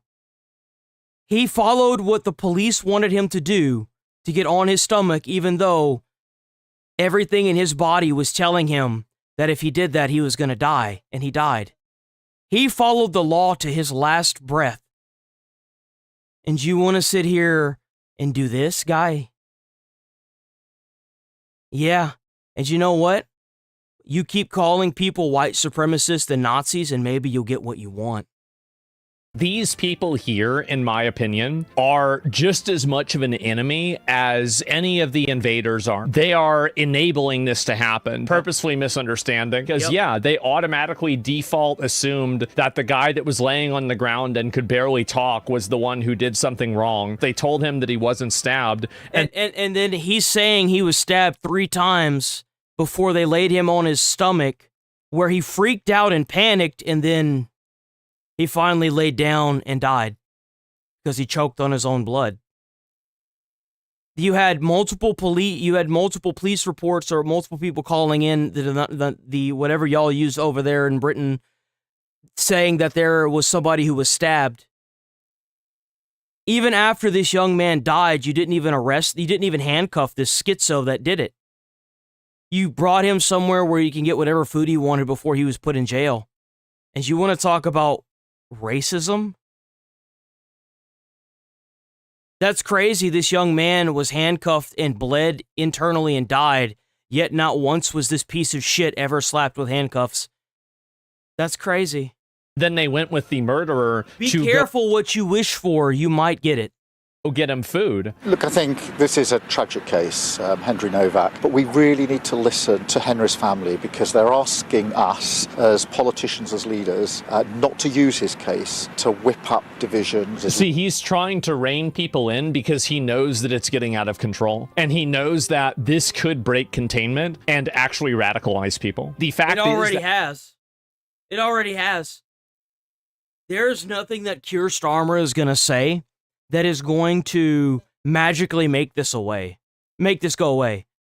Because the second that this uproar is done, there will be somebody else who will suffer and die because of this nonsense. And if you think it's bad now, it's only going to keep getting worse. Every time this happens, the uproar will be even worse. You better pray to whatever it is you pray to, Keir Starmer, that something doesn't happen while they're in an uprise right now. Or not an uprise, but, causing an uproar. Because it will incite even more crazy violence than what's already happening. That there is a 2-tier police state that prioritizes minorities at the expense of the native population. This is unfair, and it shouldn't be happening. Exactly. Just listen again to what the family are asking of us. Such a massive high ground opinion, by the way. Huge high ground. Also, I hate that. I hate seeing the Prime Minister take that family for his own ends, I say. Right, I say it's his own ends. That's his job, right? Kelvin. Right. No, it's not his job. What he wanted to do, could have done, is he could have gone down to a very small place in Southampton, very secretly, and met them there. No, he got them to come to number 10. They're emotionally, I can't imagine what it's like for them. I look upon it as a way of putting Starmer at the heart of something which he didn't change at all, brings the family up to London like that. With respect, you're twisting Starmer's motives there. Neither of us know. Oh my God, a politician, I'm twisting his motive. Everybody knows. Of course that's what's happening. Come on, 2020, bro. Keir Starmer reacts to the George Floyd video. Absolutely shocked, as I'm sure everybody was shocked. In particular, just hearing someone almost talking through their own death. It was very, very upsetting, emotionally upsetting. And I'm afraid, I'm sure this is the same for other people. I couldn't take my mind off the face of the officer. And the sort of nonchalance, if you like, of what was happening. It was really... By the way, Henry Nowak was 1,000 times worse than George. Yeah, it was. They're not even comparable. I'm not even sorry to say that either.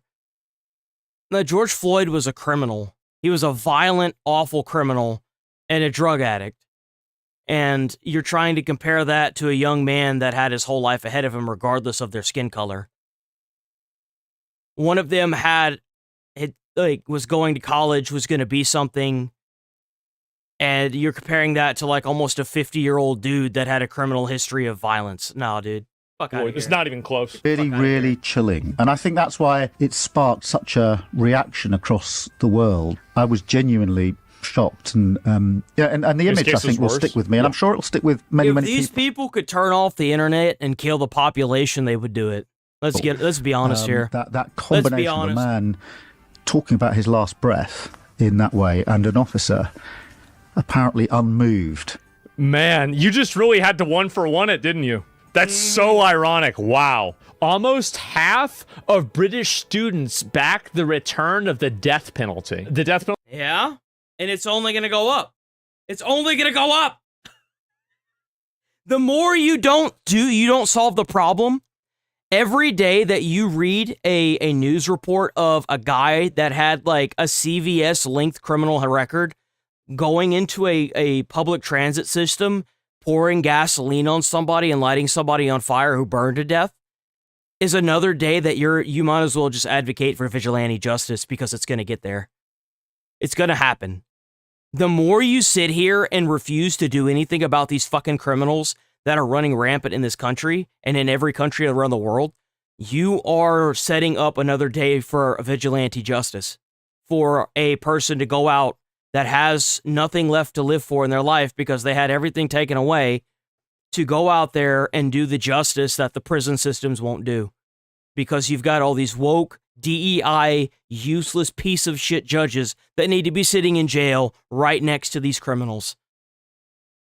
Penalty was abolished in Britain in 1969, but growing numbers of youngsters are now calling for its reintroduction. I'm glad to see this. I'm very happy to see young people that are becoming extremely based. This is amazing. I'm very, very happy about this. Exactly, because it affects them. I mean, of course.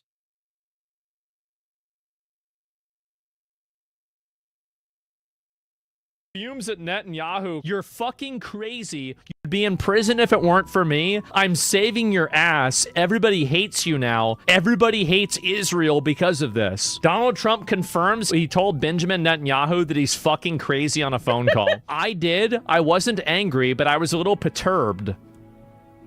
Big I hate to hear what he's like when he's angry. They've already agreed they're not going to have a nuclear weapon. Have they? Oh, yeah. They've agreed to that. That was the big thing. How do you know the people you're talking to there are actually the people making the decisions? So we had various levels of people, and the first set is gone. The second set is gone. We're dealing with, we know they're the people that are leading the country right now. Is it the gay Ayatollah? He's involved, absolutely. Really? Is it the gay Ayatollah? Did she really ask him that? They have a lot of respect for him. So is he's compos mentis? He's not sick in hospital in a coma as we've been told? Well, I don't know. I haven't. Nobody knows. You know why? Because the dude's too chicken shit to pop his head out of his hidey hole. He's either dead or he's too chicken shit. I mean, there's no in between.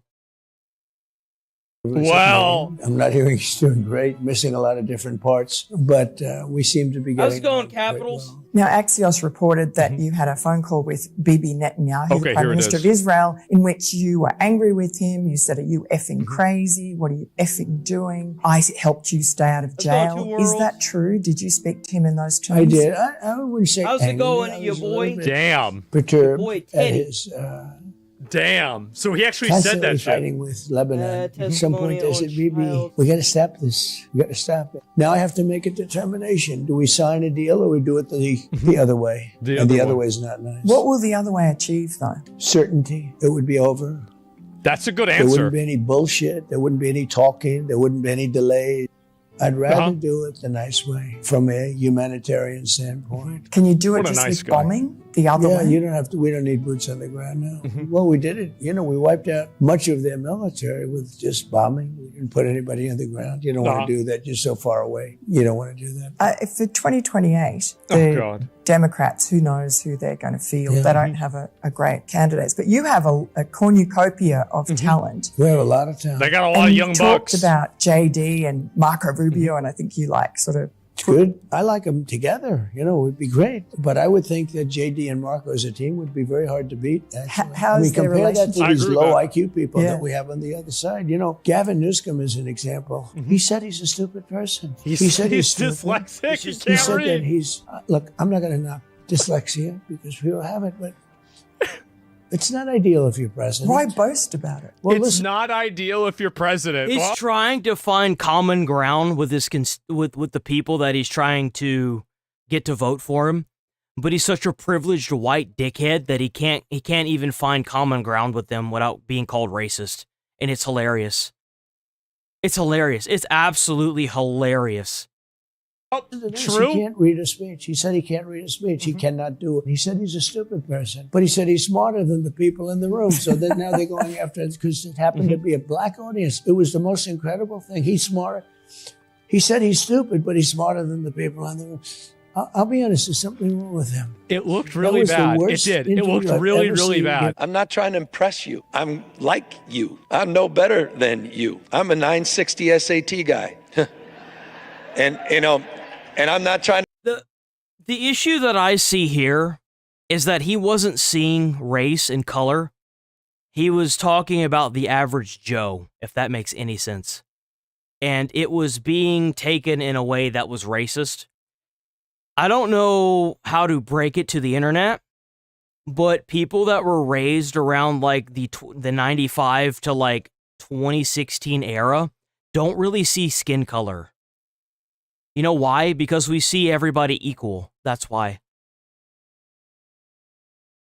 That's why he wasn't referring to anybody's skin color. He was using numbers and IQs to try to, I mean, like, let's be honest here. Joe that works at the mechanic shop probably doesn't have a very, very big, very, very, very big IQ, okay? Like, he makes good money, okay? But there's a reason why he's moving boxes around and not actually working on the cars. to offend anyone, you know, trying to act all there if you got 940.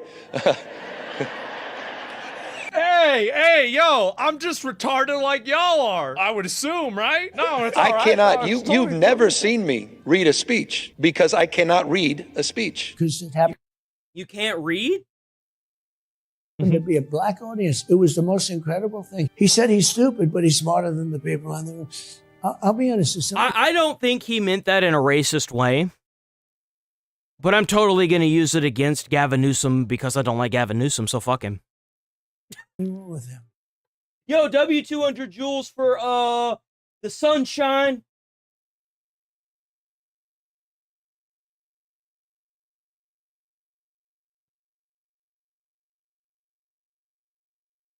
If you do hear sub to the channel, hit like on the stream. I'm here every day, 8 a.m. to 11:30 a.m. Central Time.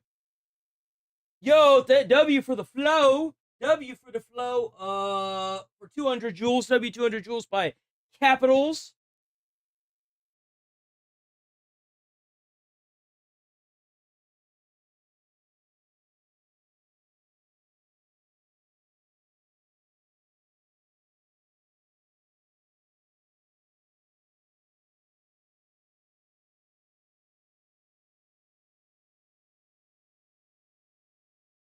What is this?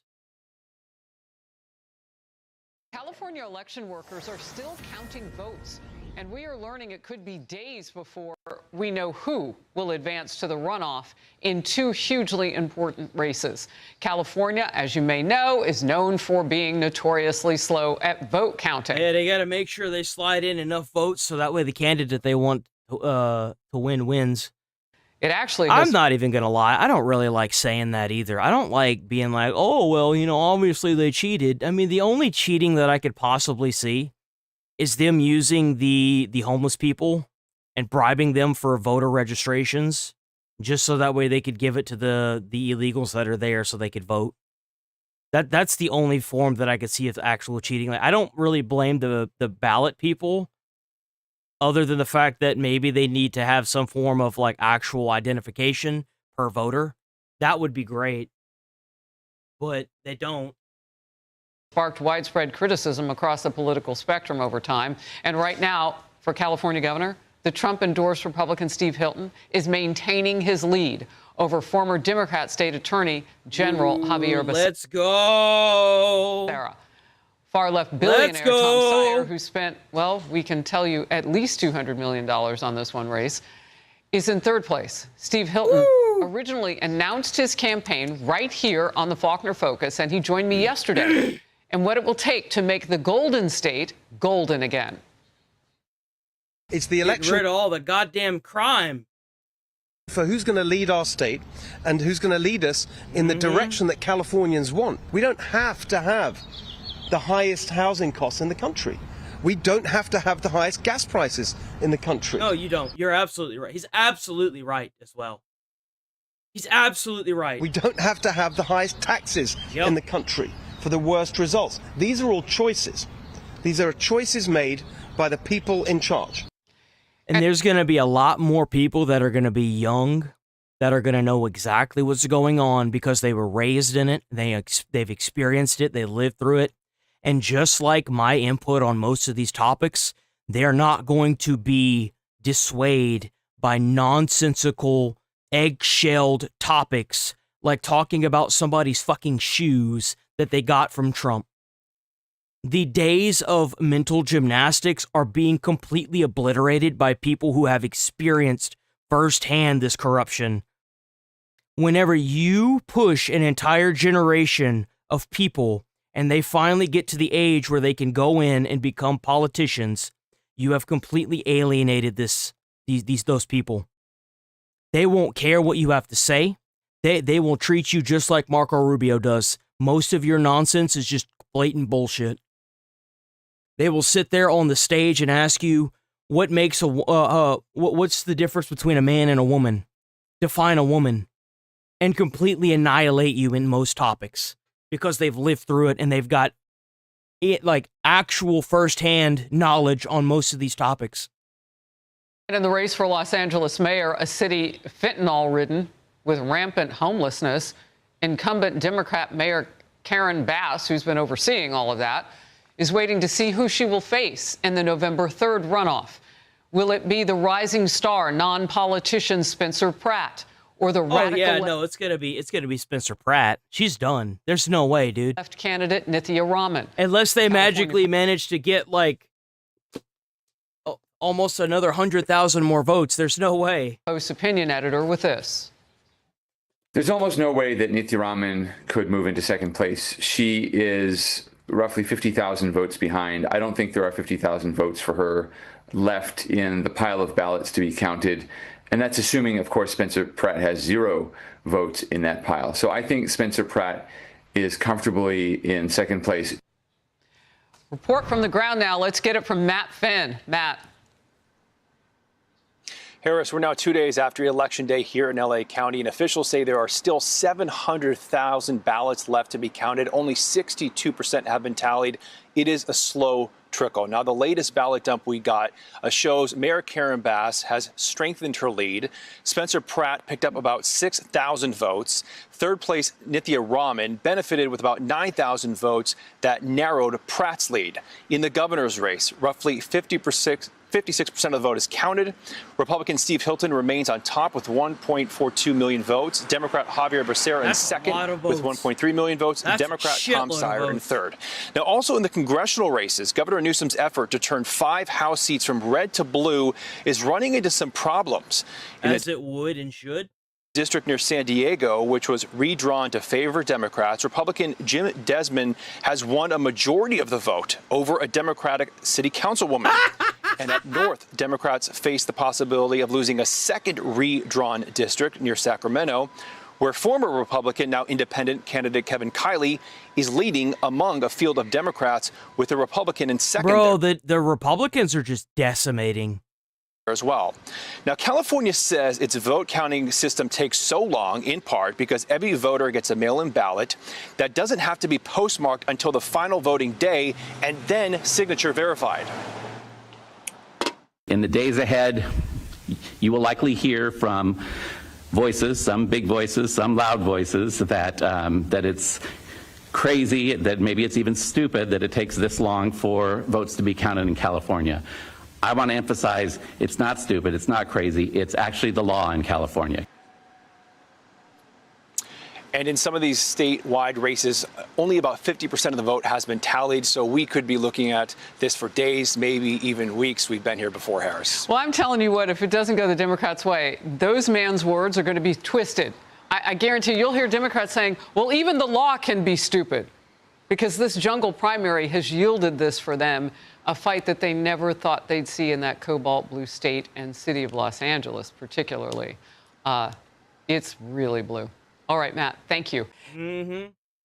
They trying everything they can to redistrict that bitch so that way they can get as many votes as they can to win what they want. And it is not working. One way or another, Trump's Iran objective will be fulfilled one way or the other. What else do we have? Watch AOC dodge questions on allegations and new reports of... What is this? As you all know, this all kind of just came out. I've been doing legislative business on the floor, so I need to dig into everything further before commenting on it. Yeah, because I think this reporting just recently came out, so I just want to make sure that I'm fully read up on it before I comment on it. Generally about Plattner, are you concerned by what you've seen so far? Does he offer voters more of an does he need to offer voters more of an explanation? I mean, again, I think. Oh, this has to do with that Graham guy, right? Or whatever the fuck he is. What is this? One day ago, outsider Pratt, Hilton, Stun. Thank you, guys, and here we go now. Los Angeles voters firing a political warning shot across the bow late last night. The Democratic incumbent, Karen Bass, heading to a runoff in the race for mayor. Spencer Pratt, the challenger, is right on her heels. So good morning, everybody. Dana's got the day off today. I'm Bill. Mayor in decades to get less than 50% of the vote, forcing her into a runoff in November. And it's not clear who she will face.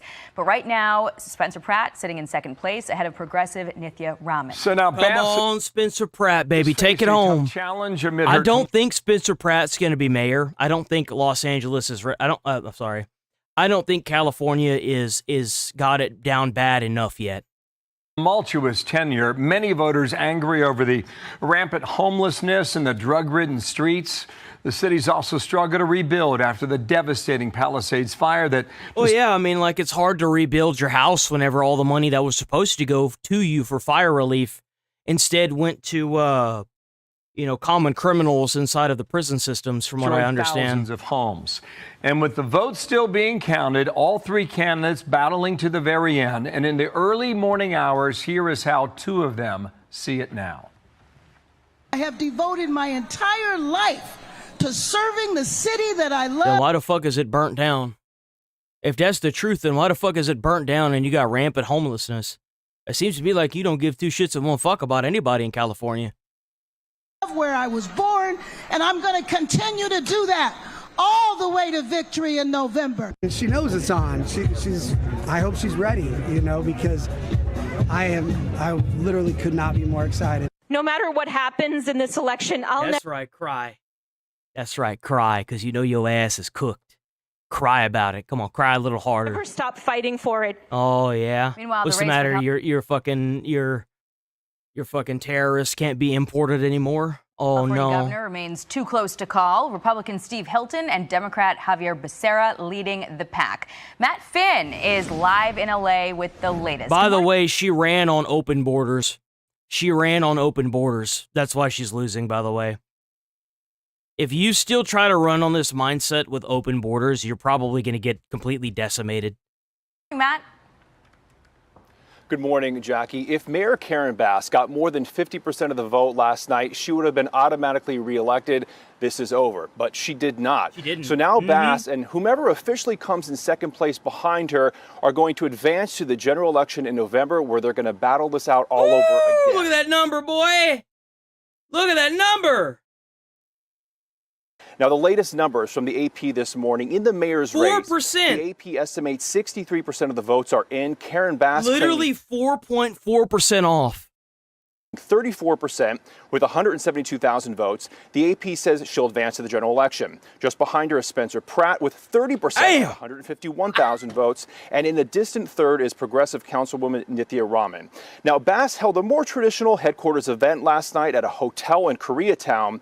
Pratt hosted a non-conventional private election night party at Don Antonio's Mexican restaurant, where Pratt addressed one of the most common criticisms against him, not having the right experience. I feel very confident that I am going to continue to work hard and learn everything I need to learn. You know who I want in office? I want a homeless dude in office. You know why? Because there were a massive amount of bad events that led to him being homeless. I want a dude that got off the streets, that ran a campaign, got off the drugs, and is now advocating for more rights, for better housing. I'm sorry, what better way to make sure that you're qualified for a position that changes American lives than somebody who's been put through the ringer? I think that's more than a qualification. That's more than enough. I'm tired of hearing the argument, well, we can't have term limits on Senate members because they know what they're doing, and if they know what they're doing, they should stay in their seat. Well, none of them know what the fuck they're doing. There's not a single Senate member that knows what the fuck they're doing while all of California burns down. They take away your freedom of the press, violate the Constitution, allow the payment of mass protesting, and continue to sit here and allow these people all over the country to cause riots. I want somebody in office that was a homeless person that wants to put as many of these people in jail as humanly possible. Even the elected officials that are allowing this corruption. My team, that's what I show want. All the experience that I'm going to surround myself with, because that's a concern people have. We've been fighting because we're not going to let somebody turn back our clock. We are not going to do that. We are going to continue moving our city forward. Keep fighting for that paycheck, girl. You go on, keep your hustle up. We all know what's going to happen to LA if Chris Pratt gets in charge of that bitch. We all know what's going to happen. Because this is the greatest city in the world. I hope if Chris Pratt becomes the mayor, I hope that he does a thorough investigation on this lady. I do. I hope it's so thorough that her shit doesn't stink anymore. I hope they do such a thorough investigation it puts her in jail for 50 years. I do. And in the governor's race, the AP is reporting 58% of the vote is in, and a Republican is in the lead in California. That's right. Former Fox News host and Trump-endorsed Steve Hilton has 1.38 million votes. Just behind him is President Biden's former HHS Secretary, Democrat Javier Becerra, with 1.26 million votes. I'm very confident. I've always been confident, by the way, that once it's a straight choice in the general election between myself and another Democrat, that we will win, because the argument for change. W10 Jewel, I didn't even see all that. I'm sorry about that. Salty Nug Monster. W10, 20, 30, 40 jewels from Salty Nug Monster. W.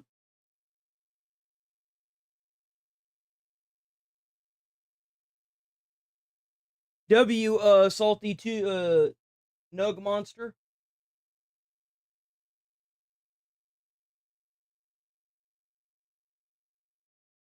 Oh yeah, no, you've got to be very un-American if you vote for Mayor Bass. I couldn't imagine another 4 years for California having Mayor Bass, because like the corruption that's going on in California is insane. When you start trying to pass laws that violate the Constitution, it's time for you to be put in the box. Change is irresistible. While I take nothing for granted, there are lots of ballots left to be counted.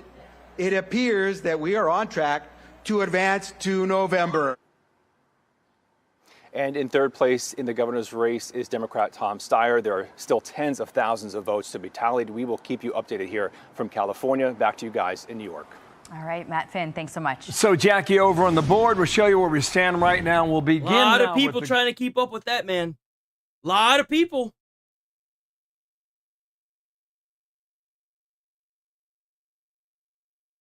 What is this? This is horrific. What is this?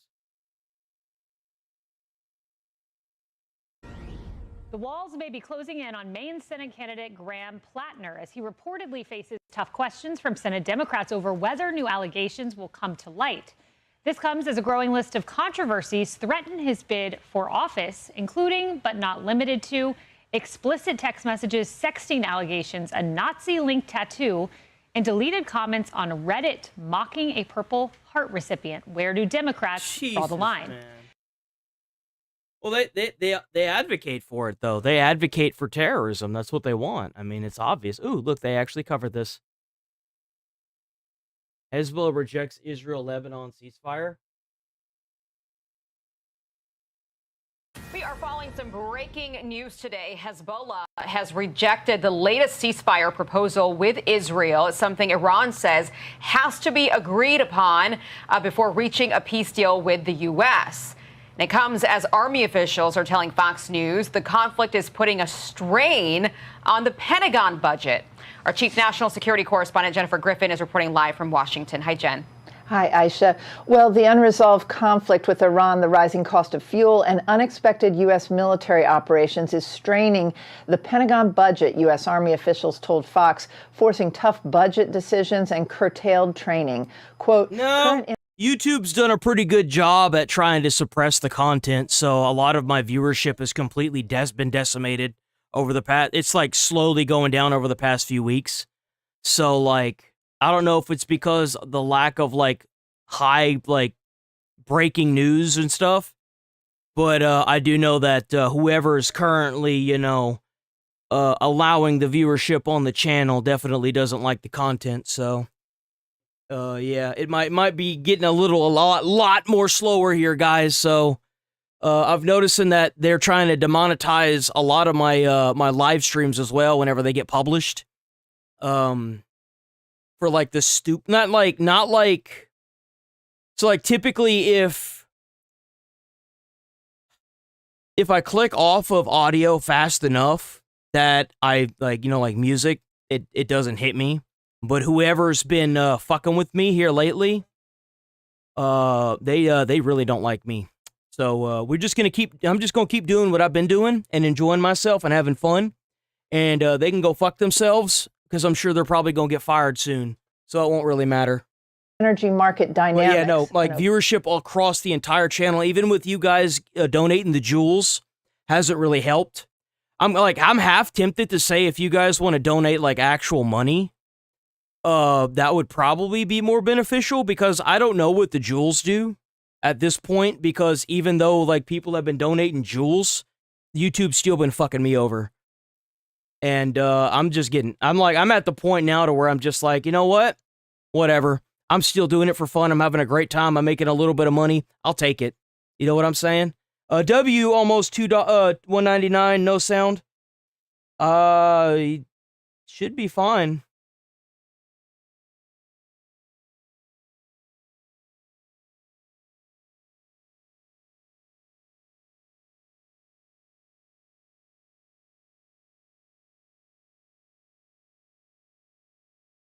No, you good? Like, jewels are still great. Oh, wait. Wait, did somebody else donate 5? What's going on here? Did you see the arrest of Bolton? He received a charge of having classified documents. The big arrests are happening. Damn, so whoever is running Pam Bondi's old office needs to stay there. Because ever since we got rid of Pam Bondi, by the way, W$5 by Cutting Edge. W$5, I didn't see this before. Whoever is running Pam Bondi's old office needs to stay there. Because I was promised, jail for these people, and it's nice to see. I want to see these people go to jail. Oblique reference to disruptions in the Strait of Hormuz. Yeah, but don't feel obligated to like spend money or anything, guys. Like, I'm just saying that if you guys, do decide to donate, that it might be a better idea. Like, if you have the jewels, that'd be great. But I think like if you guys actually want to like donate the money, that'd also be great. And just showing up and liking the stream and watching every day, that does wonders. It does. And the reason why I bring up the whole like demonetization thing on like the individual streams is because like whenever I get constant viewership on a stream, it's a great way to make money. Unless they demonetize the stream because of a literal second song segment that I had no idea was going to be in the actual stream in a video, right? It's like they're literally trying to nitpick everything they can out of the stream. Increasing fuel and then costs. If they can't demonetize it, they age restrict it so that way I don't get any actual money from the ads that roll. Which can affect the costs of transporting personnel, supplies, and equipment. The Chief of Naval Operations, Admiral And Darrell... it's not even the fact that, and why it matters is like, I can, after the stream is done, I can submit an appeal, which usually gets accepted, and the age restriction gets taken off. It's the fact that until that appeal is accepted, all of the money that I would have made from that stream goes bye-bye. Unless you're a channel membership. That was another thing I was going to say, unless you're a channel member. If you're a channel member and it gets restricted, I still get the ad revenue from you guys. So that was another thing I was going to say. Yes.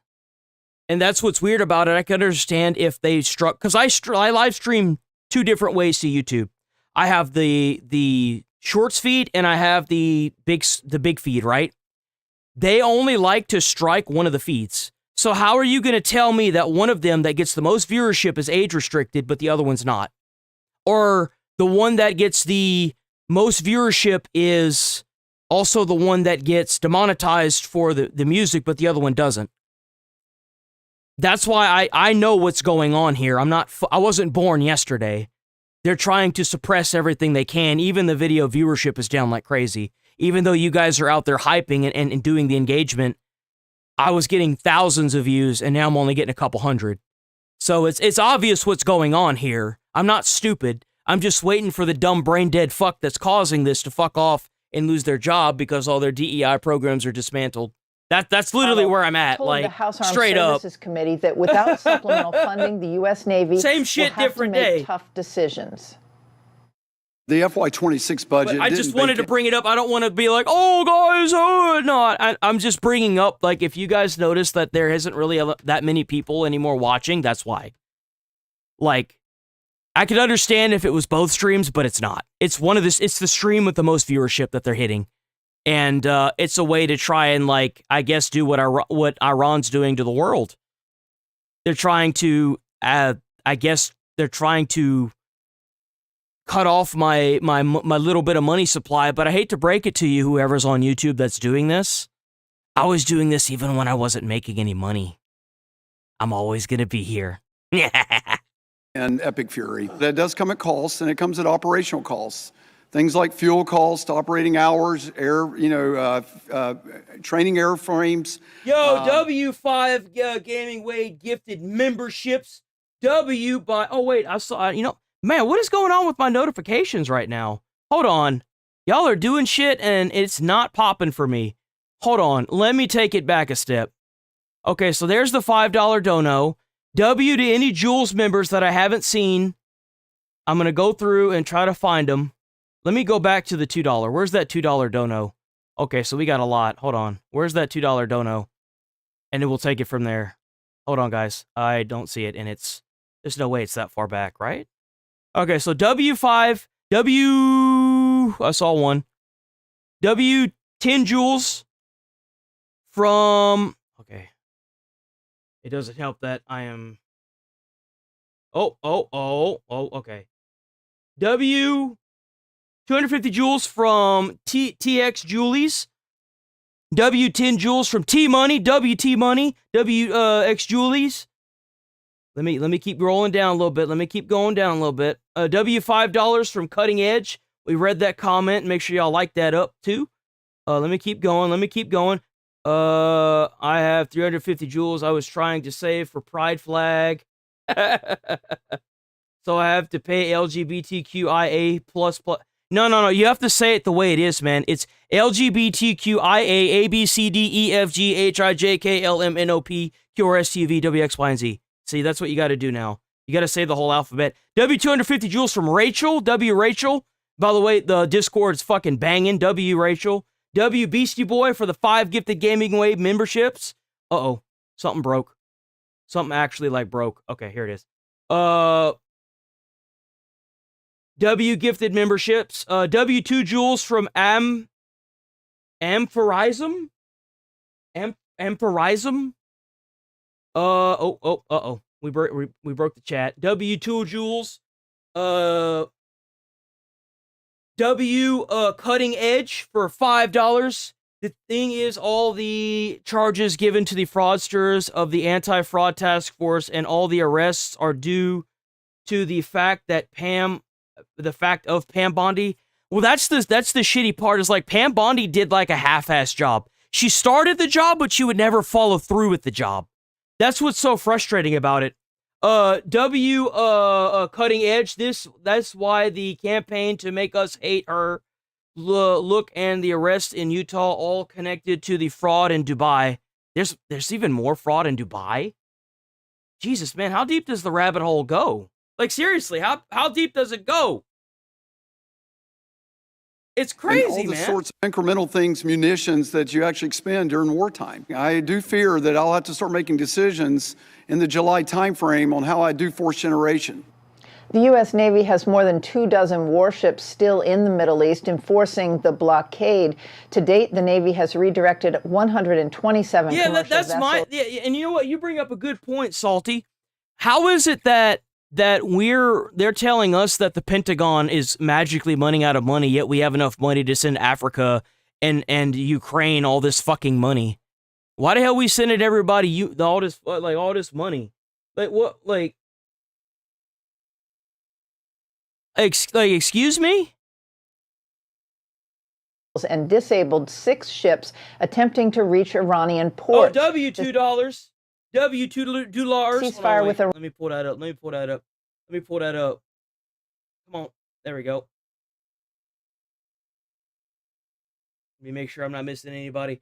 400 arrests only there, Dubai. 400 arrests is quite a bit, though. Cutting Edge, W Cutting Edge. That's still a lot, though. But are there any convictions? Is there any solid evidence that's going to put these guys in jail for fraud? That's what we need. We don't need to just arrest them. We need to put them in jail or deport them.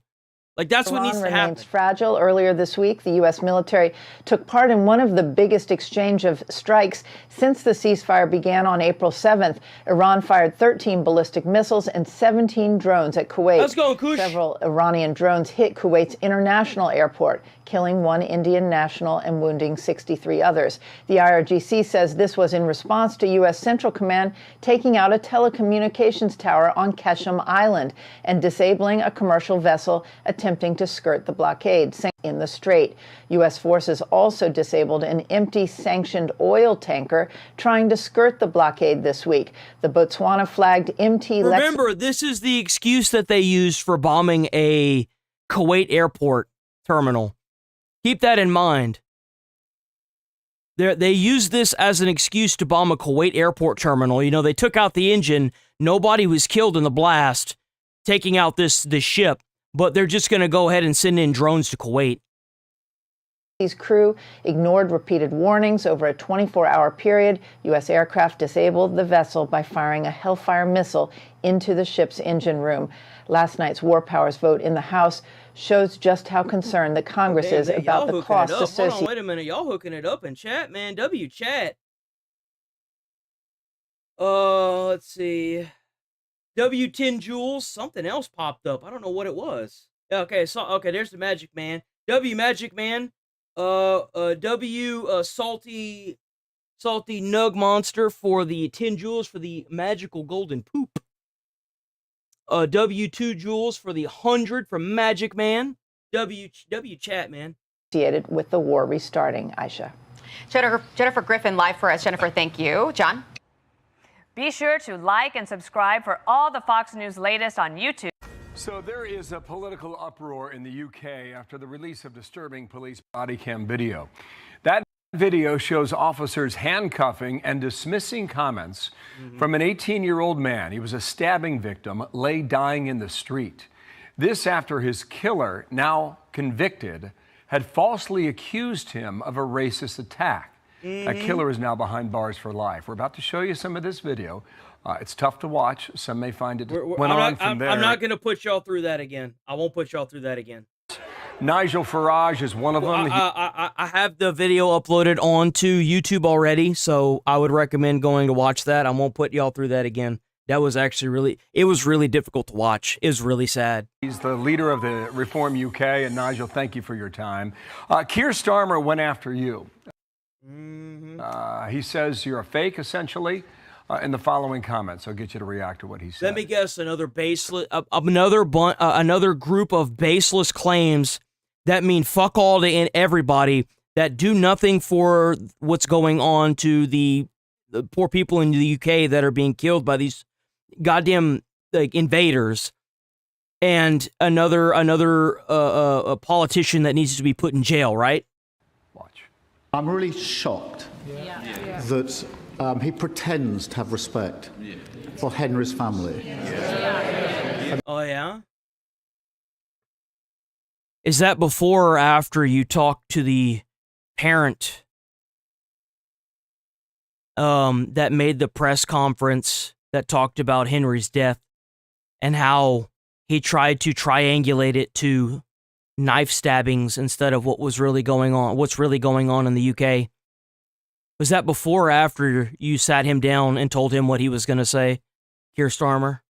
That's the real question everybody should be asking.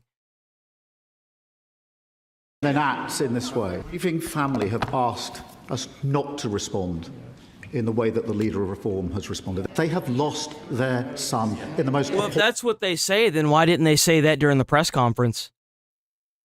The family can come forward anytime and say that. Well, are you like a special person? They could have said that when they gave the press conference. The father gave the press conference. He could have said that, but he didn't. Like I said, I wonder how many people sat there and harassed him and haggled him that were from this dude's freaking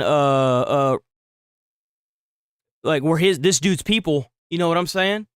Circumstance. They make a simple plea of us as human beings to please not exploit that. It shows exactly who he is. So, Nigel, you're welcome to respond to those accusations against you. And I just want to get a frame about this. Riots in the streets and how people are reacting now. I'm really shocked that the Prime Minister, who took the knee after the murder and death of the serial criminal George Floyd, he took the knee.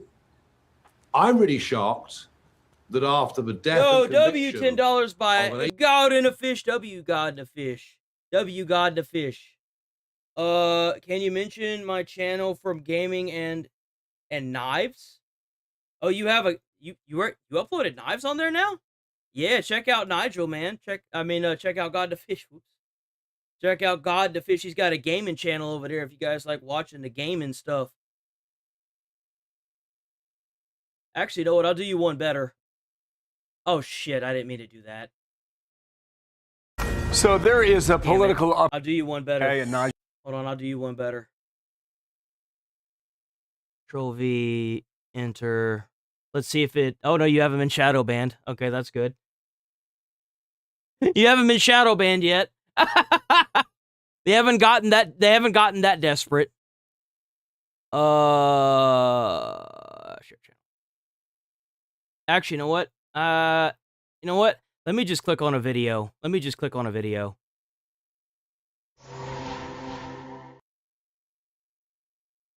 There you go. So that way y'all can check the video out and then y'all can go to his channel. Control V. There you go.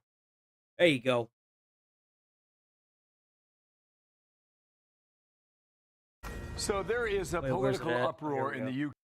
Shocked that the Prime Minister, who took the knee after the murder and death of the serial criminal George Floyd, he took the knee.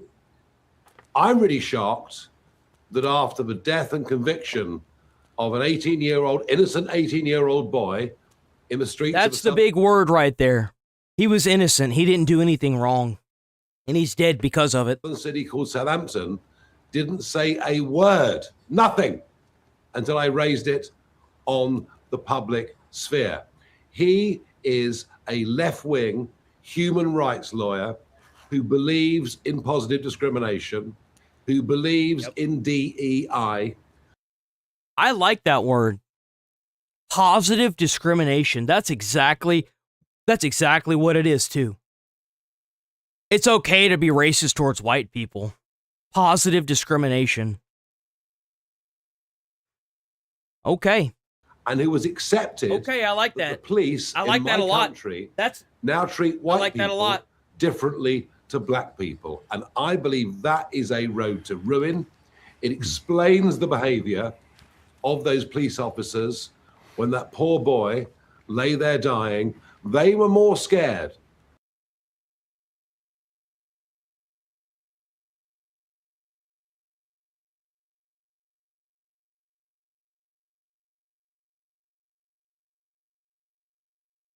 Bro.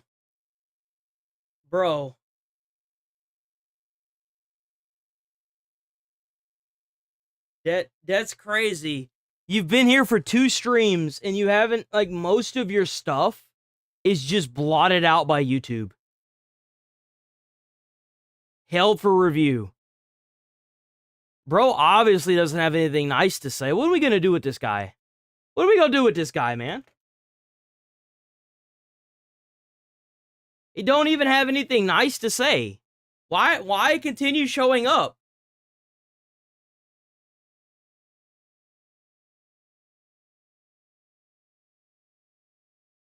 Oh, wait, wrong person. Whoops, wrong person.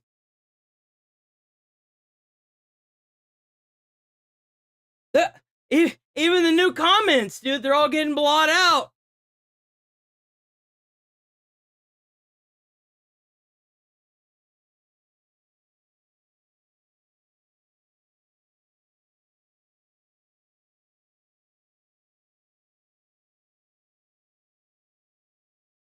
What are you, like, trying to scare me, motherfucker? I have a gun right here. I showed it on stream. What are you trying to fucking scare me or some shit? I don't give a fuck. Shit, I almost shot one of the maintenance guys. Bro rolled up in my apartment without even telling me he was gonna roll up in here, bro. And I was like, what the fuck you doing in my apartment? Neighbor, you probably think I live in a house, don't you? Don't even know what you're talking about.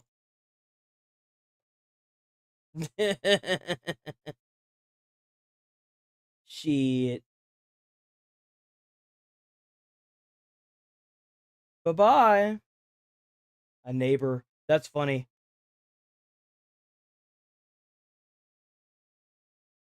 Bye-bye now. Have fun. Your baseless claims mean nothing. I should have asked him if he thinks I live in an apartment or a house, but I would assume that the whole, like...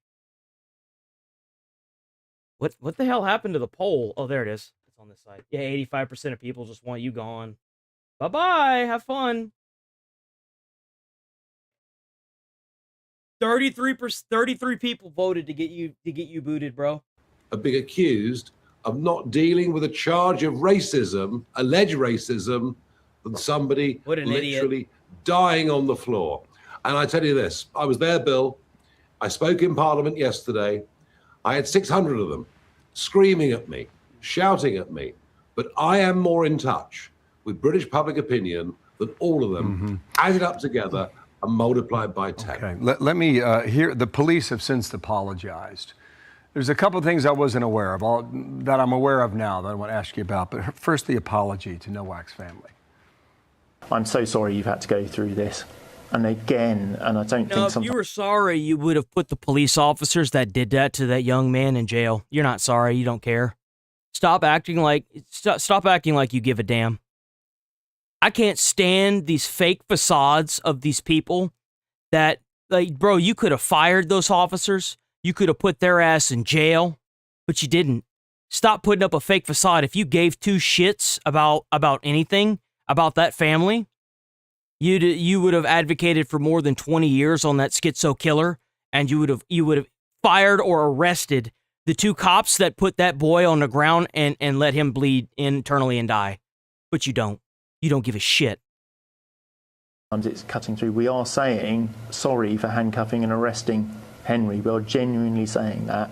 I hope the conviction of the killer in court is at least some comfort to the family. So from the Journal today, the woke murder of Henry Nowak, the positive racism, I guess, right? More positive racism. Adequate response of so much officialdom is an example of how woke progressive politics has corrupted institutions, including law enforcement in Western democracies.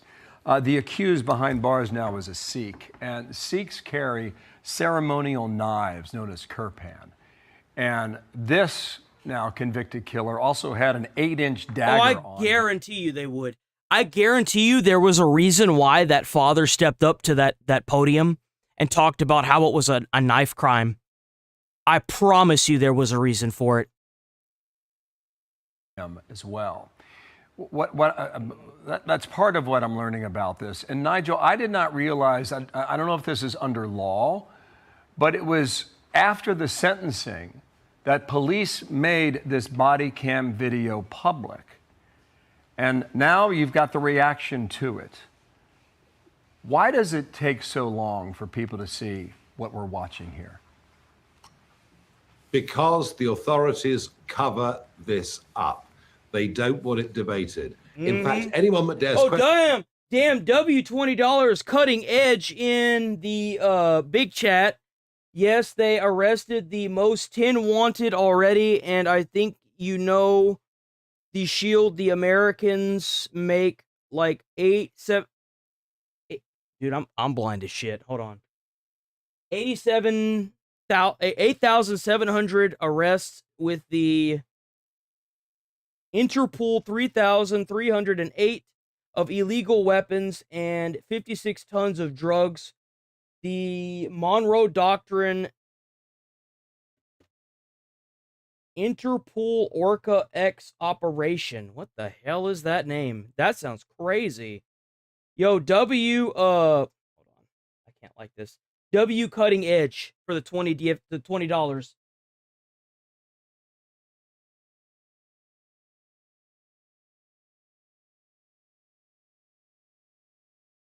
Well, they need to keep arresting people, bro.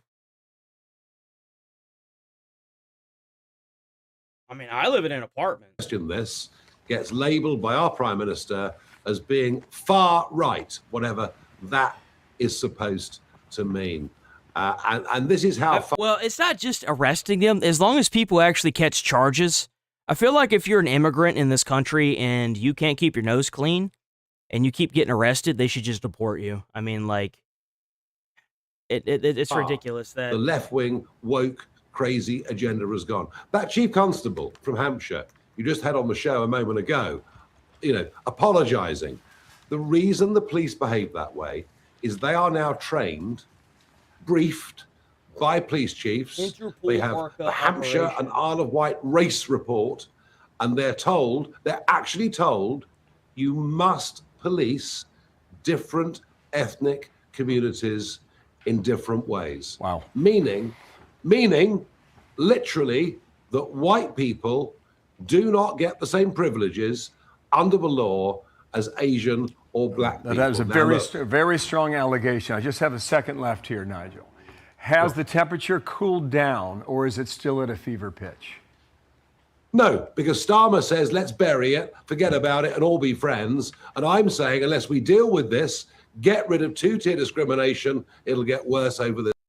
Operation Orca was a massive Interpol coordinated law enforcement operation conducted across 20 countries in Central America, South Africa, and the Caribbean. The 6-week operation, October 15th to November 30th, 2025, focused on dismantling transitional criminal network involved in the trafficking of illegal firearms, drugs, human beings, and other illicit goods. Yo, W, seriously, that's a damn good. And they got all those, they got like, was it like 3,000 tons of drugs, and it resulted in 8,701 arrests. The confiscation of 3,308 illegal firearms and the seizure of 56 tons of illegal drugs, including cocaine, marijuana, and methamphetamine. That's insane. Yo, W, get fucked, you criminal bastards. Bro, it's a complete dismantle worldwide of this bullshit. Everybody's tired of it, and it's about damn time. Summer. Wow. This debate will run and run, and I believe in all my heart that I'm correct. Nigel Farage, thank you for your perspective. We're going to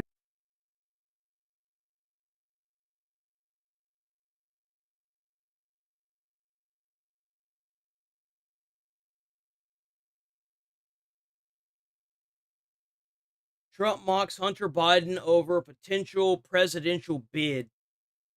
And I don't really give a shit. We have to return to full combat. I think I've been saying that since we started this stupid peace thing. All right.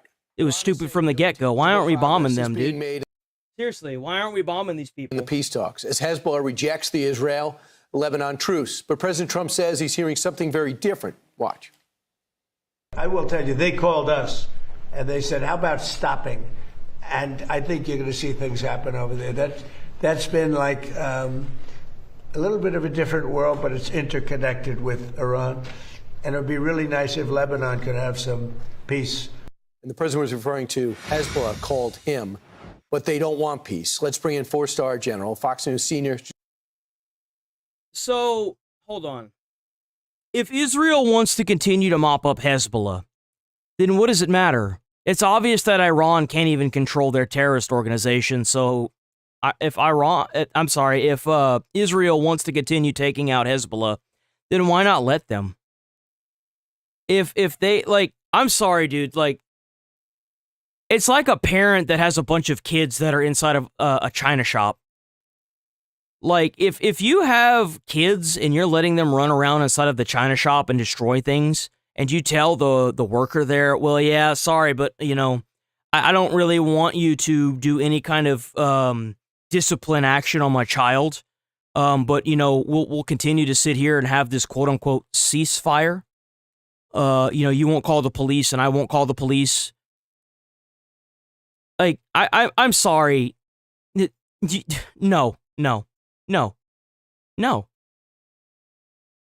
No. This is ridiculous. Like, how did we come to this where Iran is like, oh no, we don't back terrorist organizations. Really, then why are they attacking on your behalf? Well, you see, we back them, but, you know, we don't really control them. Really? That's interesting. So, why are you backing them? Well, you know, no. Bullshit. Iran knows what Hezbollah is doing. Hezbollah knows that they're controlled by Iran. This is bullshit. Why are you catering to this stupidness? Are you sending them money and guns? Yes. Okay. That's all we need to know. Bomb both of them. But we can't control Hezbollah. Well, maybe you should have thought about that. Not my problem. Sorry. Strategic analyst and chairman of the Institute of Study of War. Where does this come from? It looks like we're being we're being, the whole thing is stalled, any of these peace talks. We're now in our 8th week. Where do you think of a ceasefire? It's supposed to be 2 weeks. Yeah. What's next? Well, first of all, let's just start with the fact that in close to 50 years, only one president has taken consequential action against Iran and their predator behavior in the region, and that's President Trump, obviously. 5 weeks of epic fury and a naval blockade has devastated this regime militarily and economically. But they're down, and they're not out. Well, they're not out because they've got terrorist organizations that can still attack America and Americans. Like, at the end of the day, there are still terrorist organizations that are heavily armed, extremely capable of doing the violence that the IRGC was trying to do to the Americans before all their shit got destroyed. They're obviously trying to coordinate with the terrorists in the general area of the Middle East, and they're trying to plan something. It's completely blatantly obvious. That's why they keep using drone attacks. They suggested we go into this diplomatic mode because when they shut down the Straits of Hormuz, they said we can work out a deal and we'll open it up in 2 weeks. Well, here we are 8 weeks later. They've never opened it up. Exactly. And they keep kicking out the idea that we can make a deal. And I think we have to accept the reality that that's just not going to happen. They have Exactly.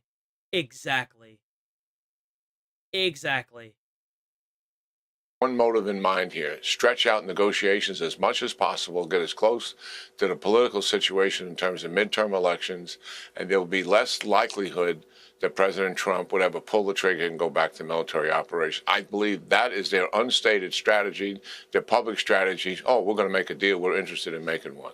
I think we have to accept after 8 weeks, this is really not going to happen. And even if we did make a deal, we can't throw them a financial lifeline that'll help them to recover financially, because then they'll be systematically, in time, reverse everything that they signed on a dotted line saying they would do. And we know that because they've always cheated in the past and they'll cheat in the future. I think we've got to come to the reality that we have to return to military operations. When it comes to a civilization like Iran, and you know that there were a bunch of religious extremists, if you start or you decide to engage in a war with a religious extreme group of people like Iran, you better be ready to bulldoze their civilization over using whatever tactics you can. Because if you don't, they will do it to you. They will do it to the world. And the thing is I don't think Trump was ready for that. I don't think Trump was ready to do what it takes to completely decimate this regime, regardless of the cost of human life.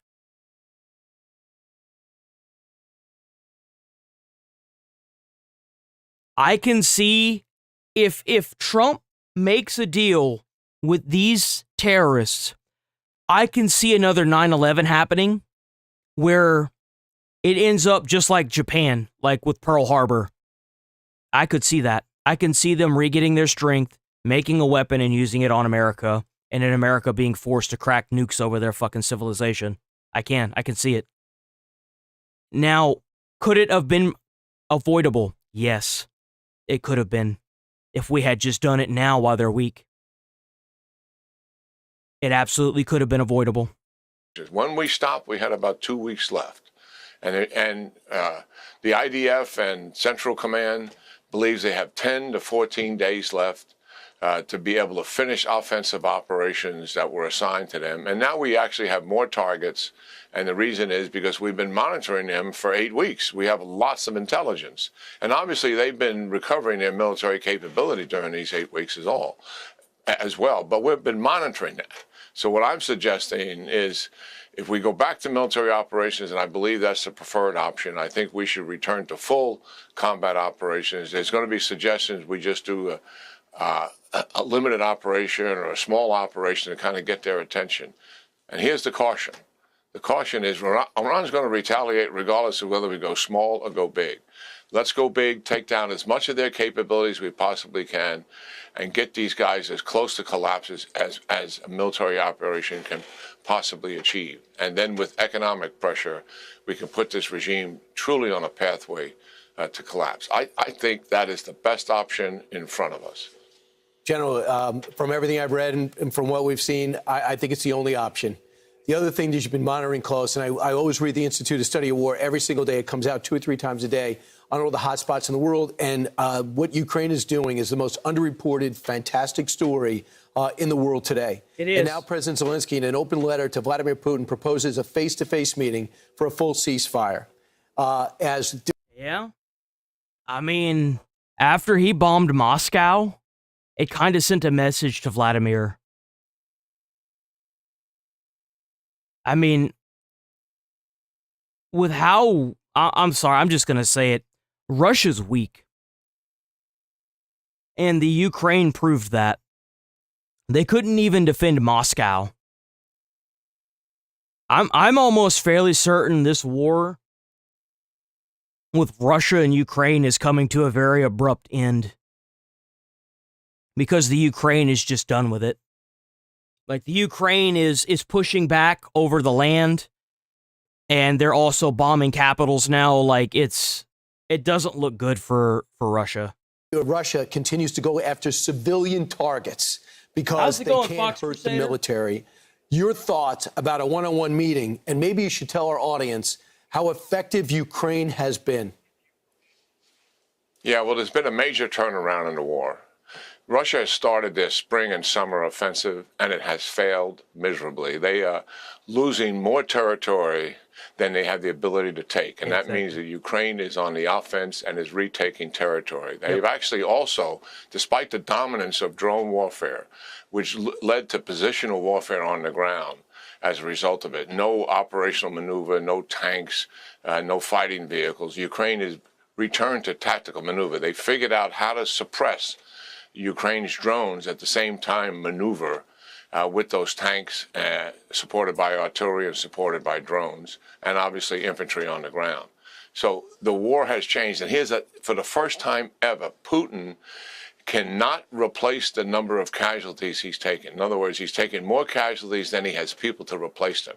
And obviously that's diminishing returns, and he's in a bind. And economically, he's hurting despite all of the bluster that they have at the St. Petersburg Economic Conference just held recently, telling the world what kind of great shape they are. It's just a bunch of hooey saying they've had 10% growth and they're solid economically. Quite the opposite is taking place here. So Ukraine has a momentum and the war is.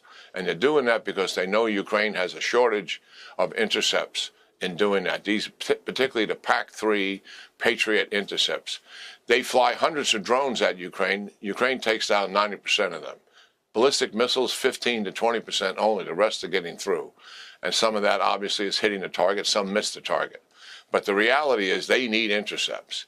And what Ukraine is offering, give us the licensing rights to manufacture these PAC-3 intercepts ourselves. They've already made long-range missiles, offensive missiles. They want to build defensive missiles. Ukraine, I mean, they're holding their own. Good for them. Hefty fine. John Bolton could face prison and other penalties. Whoa, what is this?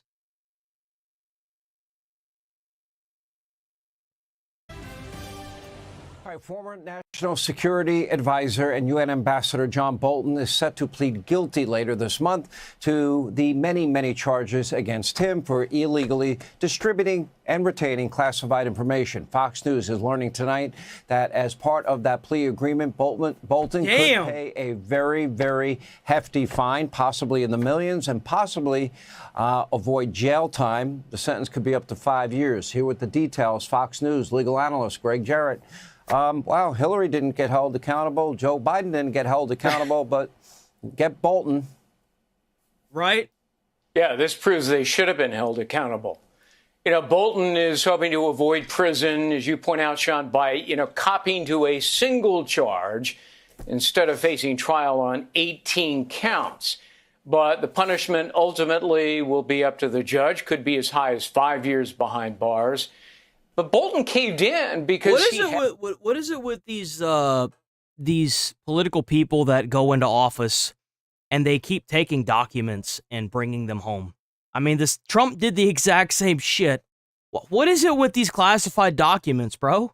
Had no defense. Why do they keep taking he shit? He stored thousands of pages of classified top secret material at his home, and that is a clear violation of the Espionage Act. He then compounded his felonies by sharing it with family members. Okay, well, that's a big difference. Yeah, no, that'll fuck you over. Yeah, that seems like a problem. Had no security clearance whatsoever, so that's even more crimes. You know, when Bolton is it? See, I didn't know that. I didn't know that you, as the president of the United States, could do that. Okay, so then that's different. Then that is different. Was indicted last year. He blamed Trump for targeting him for political reasons, and then Democrats like Adam Schiff, Jamie Raskin, they leveled the same accusations. The truth is, it was Joe Biden's DOJ that launched this criminal investigation of John Bolton when our intel agencies discovered that Iran had hacked Bolton's computer and accessed secrets that damaged national security. And the fact that Bolton now admits his guilt proves... So, by that technicality, they should have locked up Nancy Pelosi, and they should lock this dude up, John Bolton. Unfortunately, I think Joe Biden wouldn't be able to, get locked up for his classified document nonsense, but... So, yeah, no, not Nancy Pelosi. I'm sorry, not Nancy Pelosi. Hillary Clinton. Jesus Christ. This wasn't about politics. No, this was about serious crimes, enforcing the law. Bolton's arrogance brought this on. He was warned by a federal judge back in 2020 that he was inviting criminal charges against himself by including classified material. Oh, he did it before he was president. Okay. Book he was publishing. Judge said, don't do it. But of course, Bolton, driven by greed, did it anyway. And now, as part of the plea, as you point out, he's got to cough up the profits to the tune of $2 million+. And I think that Biden should get a pass simply because he has brain cancer. Look, I'm sorry, you may not like Biden, but bro, I don't think he deserves that either. I'm sorry. Wishing that kind of it's just bad. It's just bad. You shouldn't really wish that on...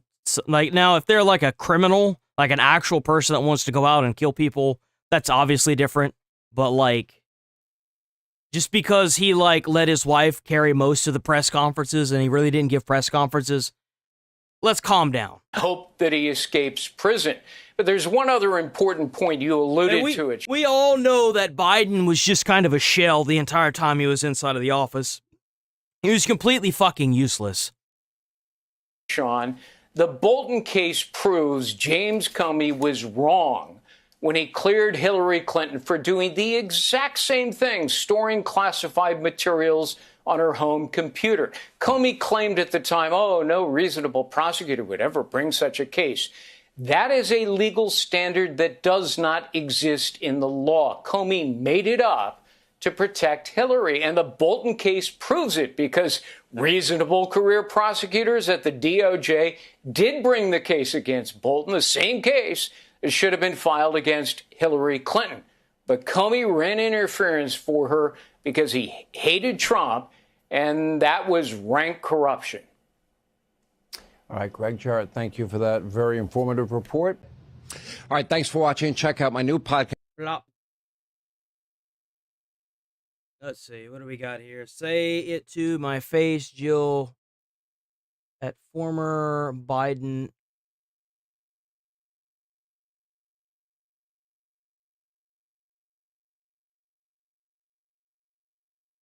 Do we have anything new?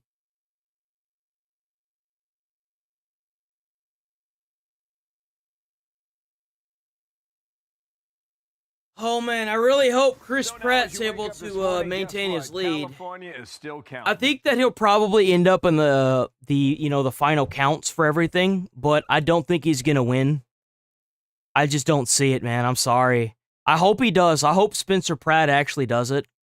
I don't know, bro. I don't know if he's gonna. I don't know if the people in LA are mad enough yet. Race is still undecided, and mountains of ballots piled up, waiting to be opened, with more on the way in the mail. There must be a better system, America. Someday we'll find it. Dana's out. She's back on Monday. I'm Bill Hemmer, and here we go. How you doing? Here we go. Great choice of color, by the way. Hey, nice tie. There is a better way. Stop accepting mail-in ballots. They're taking twice as long because it's the process to go through them is ridiculous. They have to make sure that they're actually valid. It's ridiculous. I'm Jackie Heinrich. And yeah, it could be a few more weeks until we know the winners in California. Key races still hanging in the balance right now. You've got the governor's primary. Who the fuck would vote for that Porter bitch? That lady is crazy. She's been charged with like domestic abuse for throwing hot mashed potatoes on her ex-husband. Who the hell would vote for Katie Porter? This lady is crazy. Javier Becerra and Republican She's known for even like abusing her staff. Hilton neck and neck thereabouts in a race to make the runoff. And in the contest for LA mayor, where the second place finisher is going to face off against Karen Bass, Republican Spencer Pratt currently holding the lead over Democratic Socialist Nithya Raman. Is she over there crying like a little 2-year-old now because she knows she's cooked? Results of both races are facing a long delay, and Steve Hilton is offering a solution. It just shows you that the competence level of government in California has just completely collapsed in 16 years of Democrat one-party rule. Well, yeah, no amount of redistricting is going to change the votes. And that's what they fail to seem to, they fail to see that understanding. They fail to have that understanding is the more people that turn out to these votes that are actually voters that aren't imported schizos, they are turning up to these because they're tired of the government that's allowing homelessness and mass importation of job takers. That's what they want that gone. They want it gone. They want the change. And it doesn't matter how many times you try to redistrict California, the voter base is turning up because they're tired and they're scared. Not another example of why we so desperately need change. I'm actually putting forward an offer to with some specifics that that could be implemented by Gavin Newsom now to speed up this election, to accelerate the outcome. Matt Finn is live from California's City of Industry in eastern LA County. What's going on this morning, Matt?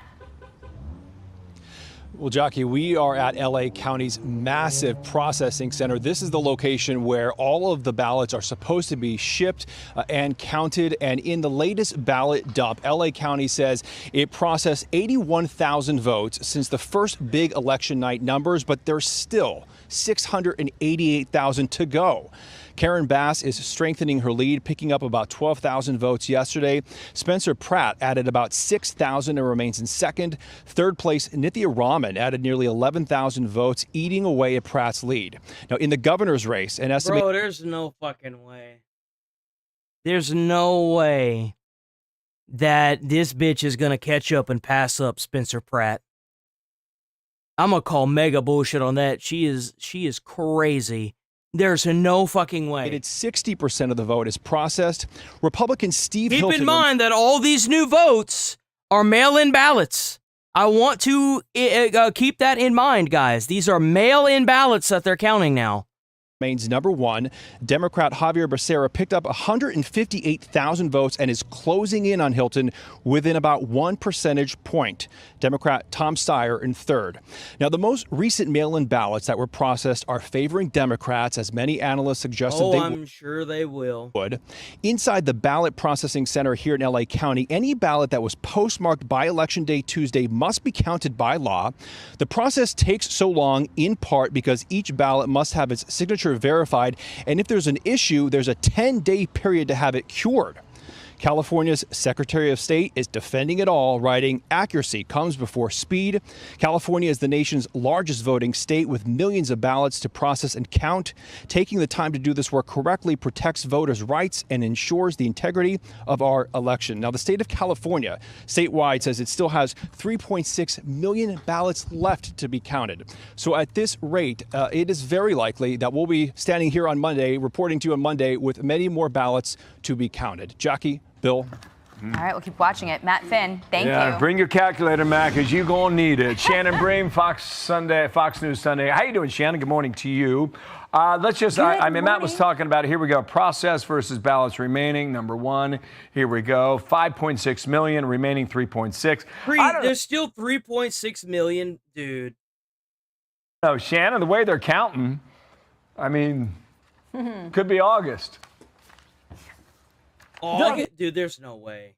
Yeah, it could be, and that's why it potentially sparks real trouble for people who say, listen, you open the door to conspiracy theories and conjecture about what's actually going on. Wall Street Journal editorial board has a very interesting... Well, it's not even just that. It's not even conspiracy theories. That there is a list that you can look at of all of the fraudulent mail-in ballots. There's a list. Like, they covered it, that Fox News and other media, social media people that I don't really watch because I don't care about because a lot of it shit's fake. They went around and pulled people's names off, and they went to the names and the locations of where these people lived, and they're like, you're 84, yet it says that you're like 30 something, or like someone being 109 years old going out to vote or mailing in a vote. It is like, yeah. It's not just a conspiracy. Like, they're actively, like, fucking up whenever they're trying to cheat. He's saying, listen, there could be nothing sinister here, but they call it indefensible that a state like California has not figured this out. They go up and ask the people if they vote, and they're like, no, I haven't voted in X amount of years. And it's like, well, why are you allegedly a 79-year-old, and this is your address? And it's like, I don't know. Probably because they're stealing people's identifications. It's like Florida, election night, exactly what's happening. So maybe take some pointers, blue states, red states, they're laboratories of democracy, but, maybe there's a different way to do this. Now, Governor Newsom did sign a bill last year that shortens and says counties have to have all their ballots counted in 13 days. It used to be 30 days, but there are extensions too. So I don't know that solves the problem. Yeah, they say it's normal there, that we're looking at this very long timeline, and it seems crazy to people in other parts of the country. But here's what Steve Hilton says it feels like over there. Listen to this. Around the world, they're laughing at California, saying these guys that think they're the head of the center of the technology revolution, AI, Silicon Valley, all of these things, they're changing the world, but they can't run an election. Good point. How quickly could you change the system, really, though? Well, the interesting thing is that there is a Supreme Court case pending right now. The court's already heard it. We're waiting at this end of the term in June. We get all of these last decisions, the big ones. This one came out of Mississippi, and it deals with a state law that says how long you can count ballots after Election Day, if they're postmarked, what the grace period is there. So I can't wait. We're going to get opinions next Thursday. Maybe that's in the pile, but it's certainly something that could be a big resounding ripple effect across the country based on what they decide in Mississippi. Yeah, this all changed during COVID, and California changed. COVID's over. COVID's over. They allowed mail-in ballots for COVID. COVID's over. COVID's been over for almost 6 years now. COVID's done. Stop talking about COVID. Move on from it.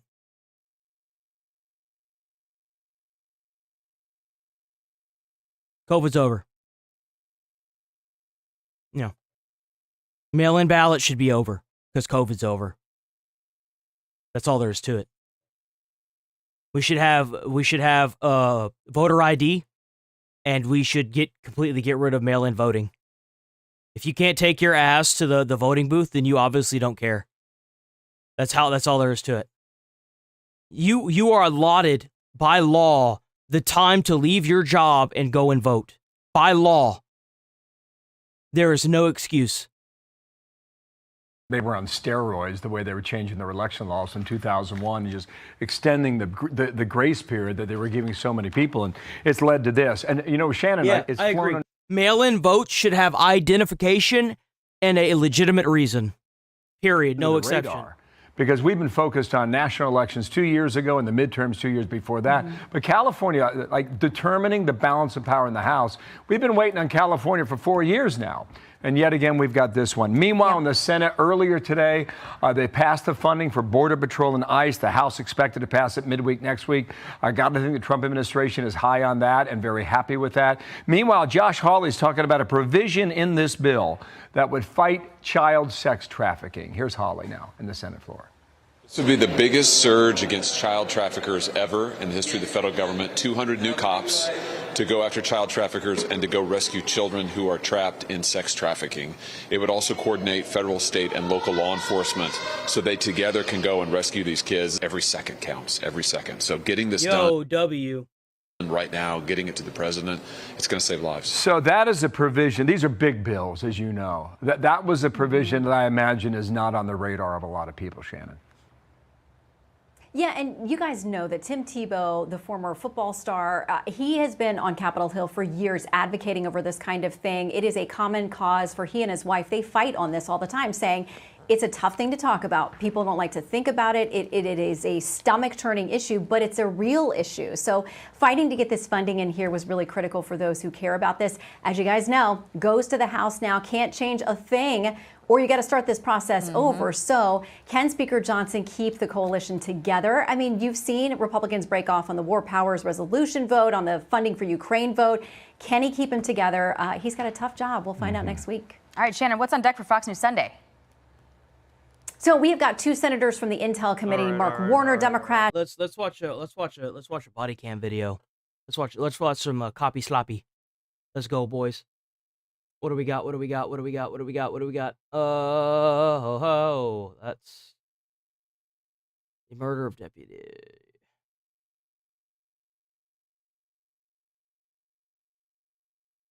Racist bully gets the shit beat out of him. I kind of want to watch this one. Sir, do you need medical attention? I don't. I just got a busting nothing. He gonna need some medical attention, though. I'm not gonna lie. I hit him I got a little portable speaker in my car.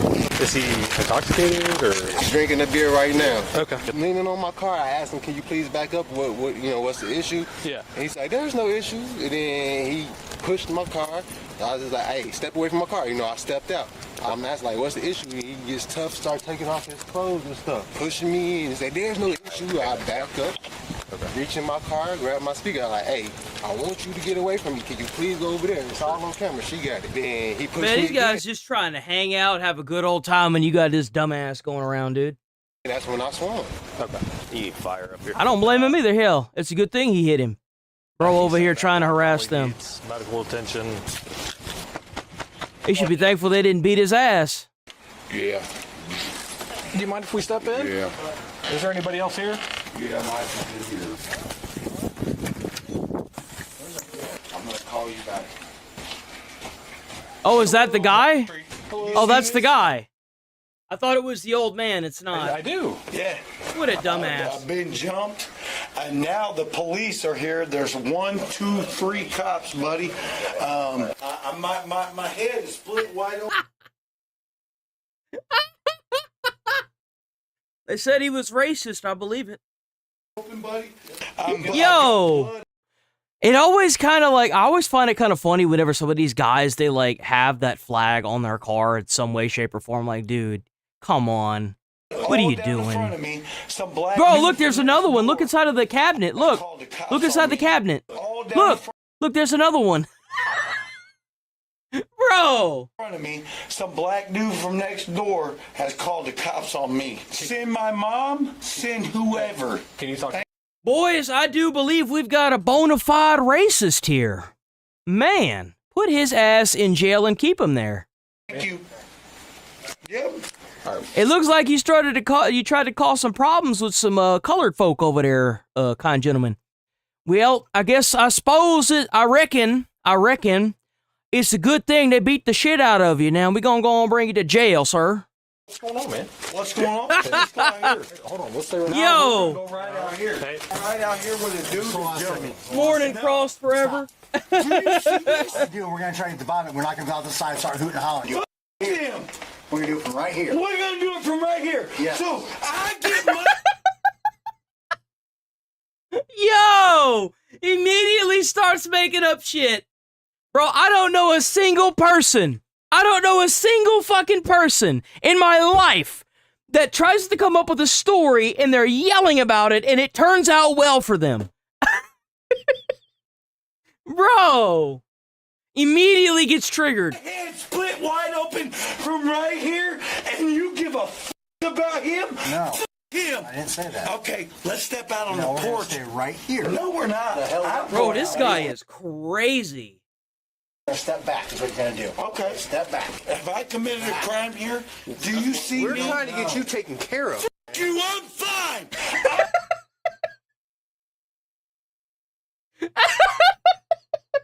Yo! Holy crap, man. I want out on that porch. Just wait a minute. I want out on that porch. He's so drunk. He's either drunk or he's got a concussion. You, him, him. Do you see my head? I do. Oh, they gonna fuck you all right. They gonna fuck you real hard. Don't worry about it. I want out. Now I'm leaving. Woo! Oh, I wouldn't have done that. Jimmy, do you see this? Place your hands behind your back now. Because why? Because you're out of control, that's why. Because I've been attacked. He's pretty aggressive right now, so we got him in handcuffs because he wanted to push out and start fighting with these guys again. So We're trying to get you. A reason why I say he sounds drunk, it may not be because he's drunk. It could also be the concussion. If he got hit hard enough, he probably got a concussion. You'll get slurred speech. You'll also act like this. So he either got a concussion or he's drunk. Taken care of, man. Officer Wolf, We're trying to get the medics to fix your head, man. I don't care about my head. This is Well, shit, if he don't care about it, why should we? Put a fucking plunger on that dude's head, stop the bleeding, and send his ass to jail. And what are we talking about here? will you do me a huge favor? Go inside. I don't care about going inside. We're trying to keep him from coming out here because he wants to come out here, and the last thing we need is more fight. I He's appreciate drunk it. then, right? Oh, beyond. All right, that's what I thought. He shouldn't have been driving, bro. I agree with you 100%. You're letting him go! That's him! But if you guys want to hang out here, It doesn't matter, man. He said to leave him alone, and you didn't. You were pushing on their property. Like, that's what happens when you go and start fucking with people. Like, why can't you just not be a racist asshole? I mean, it's not difficult. stand here. If he comes over here, I'll take care of him. I appreciate if you guys just don't say a word. You guys can go ahead and let him outside. I got the other half over here. You can't even make the argument and say this dude's not racist. He got fucking he has the flags. You piece of shit over here is the motherfucker that split my goddamn head open. Do you see this guy is crazy. Calm down. Why am I sitting on this top? Can you sit down here for me? No, I did nothing. Do you see my head? Yeah. No one cares. No one cares. Just sit down. Sit down so they can send you to the adult daycare. Piece of shit motherfucker over there did it. No, I'm done. I don't want to go on this cot until my family. I gets genuinely don't even understand how, like, he doesn't look even that old. He must be around my age or maybe a little older. Like, how do you, in this day and age, like, how do you grow up racist? I don't get it. Like, especially as a white dude. Like, how the fuck do you manage that? You gotta be, like, homeschooled or something, bro. They still over there fucking their cousins if you still racist, bro. Like, especially in this community. Look at the community he's in. Like, how, bro? I'm not going on that cot. I don't want to go to the hospital. I'm fine right here. Can I at least take a look at your head there? You can take a look at my head right there, and you can charge that. Yeah, like he's not even that old. Motherfucker, scumbag, black ass piece of shit right Jesus, man. Calm down. That's what you can do. Hey, whoa. Hey, shut him up. Attention for your ass. Man, you need to take your asses in the house. That cop needs to make sure they're in that house, because all they're gonna do is sit there and spark even more nonsense. They shouldn't even be on that porch. I call medical attention for your ass. I call medical attention It's like, you should be thanking me, bitch. for you because I love you like a son. Oh, bro. Couldn't even stand there and fight. He was too busy trying to run. Now he's trying to act tough now that he's handcuffed. scumbag, racist piece of shit over there to go to jail. Hey, Mike, just so the medics know, have you had any alcohol or drugs today? No, I don't drink. He lies. He lying. Look at him. He's lying. He's lying. Everybody there knows he's lying. Everybody watching knows you lying. Everybody that see the video knows you lying. You lying. Dude, why are you lying? Over there, he Take prescription medication. Nope. Mike, what caused all this tonight, man? What caused all this is I came over here to talk to my buddy. You know what caused it? Another mentally ill, racist moron that decided he was going to go over and harass his neighbors, probably from some kind of housing dispute. And big surprise, they fucking laid into his dumb ass, and now he's being arrested. He came out and apparently has a problem with white people. He don't like white people, so that's where this all. Do you see my head? Yeah. Do you see his head? Yeah. Uncuff me, I'm done. We're not done yet, man. I am done. Do you see me? Do you see him? Uncuff me! Okay, goodbye. You're not going anywhere, bud. Let me go. You're trying to lean into me. I'm just going to let you fall to the ground. I'm trying not to do that because I want you to... The thing is like, this dude has a bunch of Confederate flags in his house. He walked over and started pushing on their car. He's the people that who owned the car, the vehicle, were like, please leave us. They were black. They were like, please leave us alone. Please stop pushing on the car. Can we help you with anything? Like they were actually. It sounded like they were trying to be genuine. Either that or they're really good liars. And the guy like pulled a speaker out and was like, if you don't leave me alone, I'm going to hit you over the head with it. And, well, I mean, and now he's being combative with police, which makes the story that they're saying a lot more trustable than this guy, because this guy is acting absolutely belligerent and sporadic. So Just want to let go. All right. Hey, Dude, you're going to fall. what are you fighting? he's just going to walk away. Said bye. You try to walk away again, I'm putting you on the ground. I've done nothing. Nobody said you done anything. Why is he trying to take me to the hospital? Taking you to the hospital. I don't want to go to the hospital. I think he is just being an asshole, but it makes a better YouTube title if you call him racist. I mean, let's be honest here.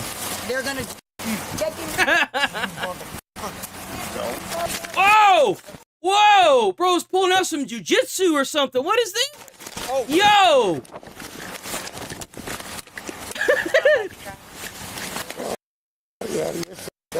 That was just my microphone getting kicked.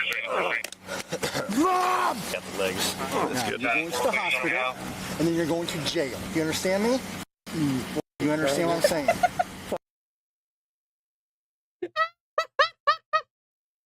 Oh, dude! Yo! You f***ing ass piece of shit. I'll see you in court. All right. Bro, this guy is crazy. I'm not going on that gurney. Bullshit. Bullshit, motherfucker. I'm not going on that gurney. Mom! Get him up. Mom! Maybe it's both. He's acting sporadic and spastic. You're not going to kick people and hurt people. I didn't hurt nobody. You motherfuckers are going to jail. Hey! Stop it! They tasing him.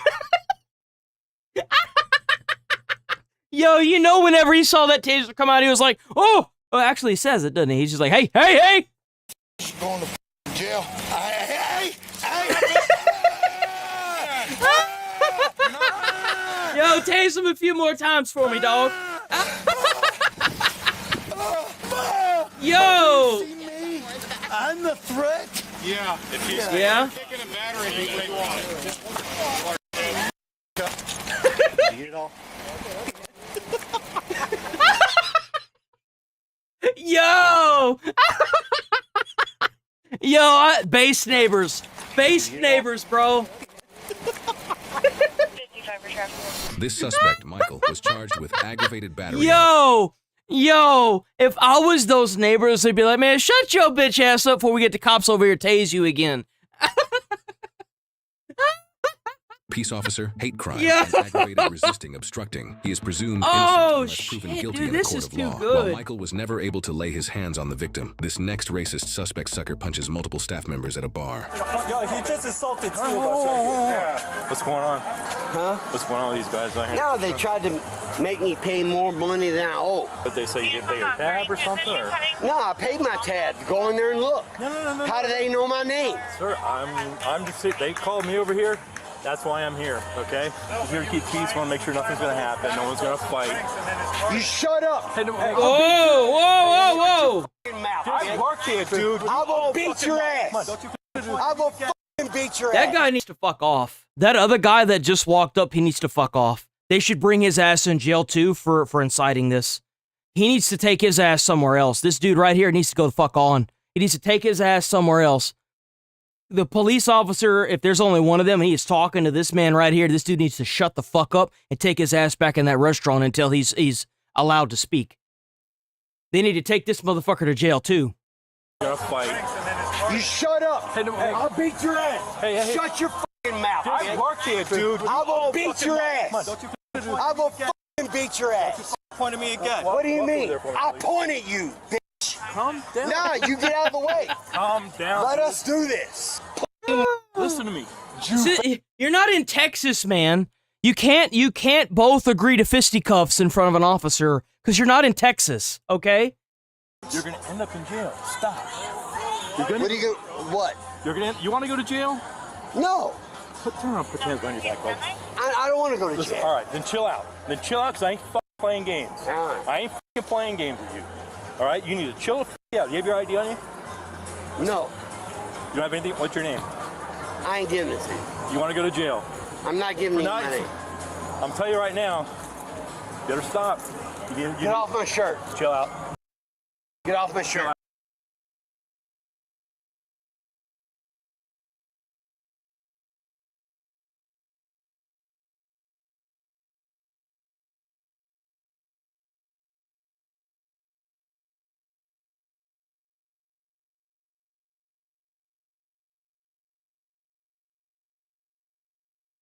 Where'd that guy go?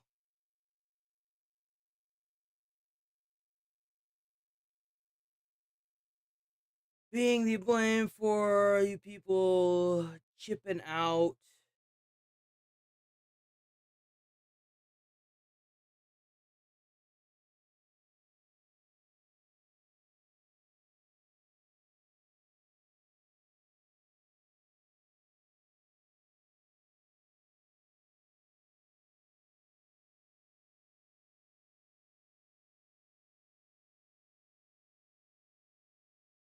You see, that's crazy.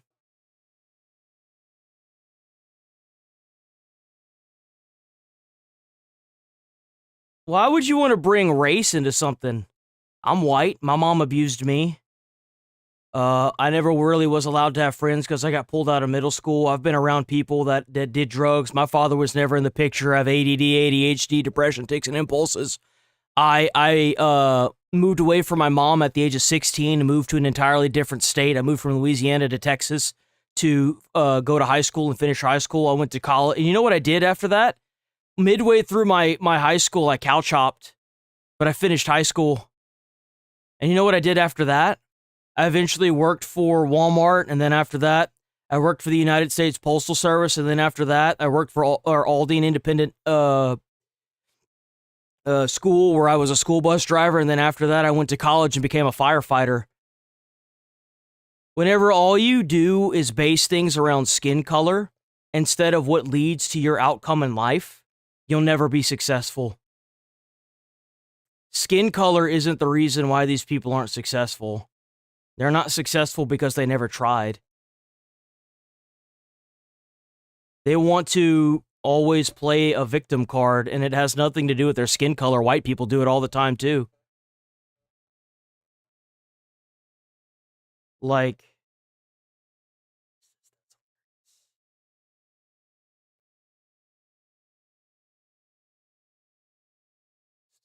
I'm just going to ban you because you're retarded.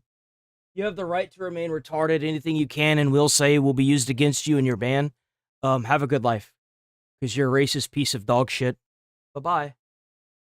Put your hands on your All right, I will chill. I will chill. Chill out. I will chill. Put your hands behind your I will back. chill. Sir. I'm not going to put my hands behind my back.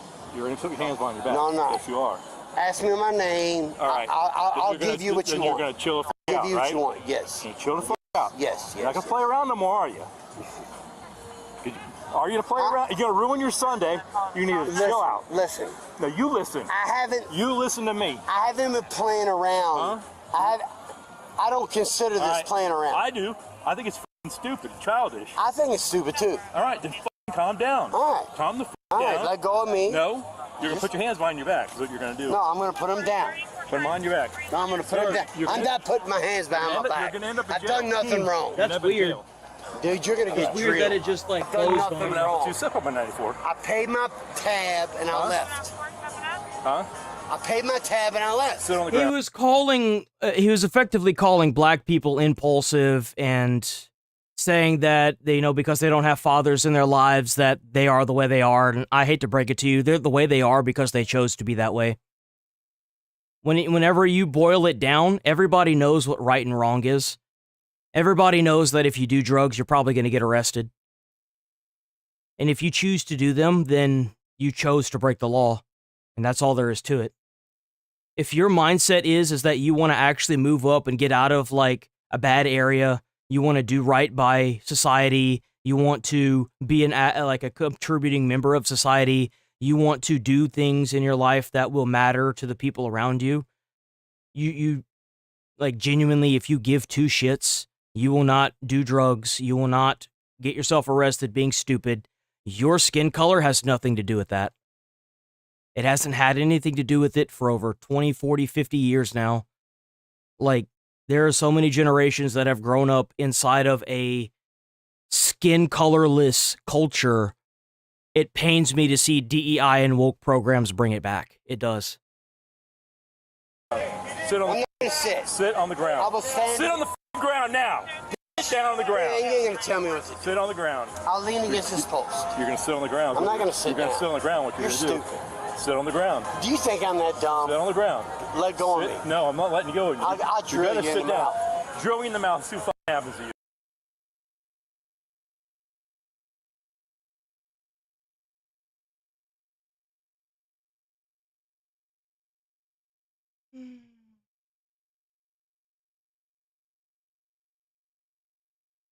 Bye. Get stupid. I'm not trying to. All right. Get stupid. I'm trying to go home. Sit on the ground. I'm not gonna sit on the ground. All right. I'll stand. Sit on the ground. Sit down. I'm not gonna stand. Sit the down. Let go of me. Sit down. Let go of me. Sit down. Tell you Let right go now. of me. Tell you right now to sit down. Let go of me.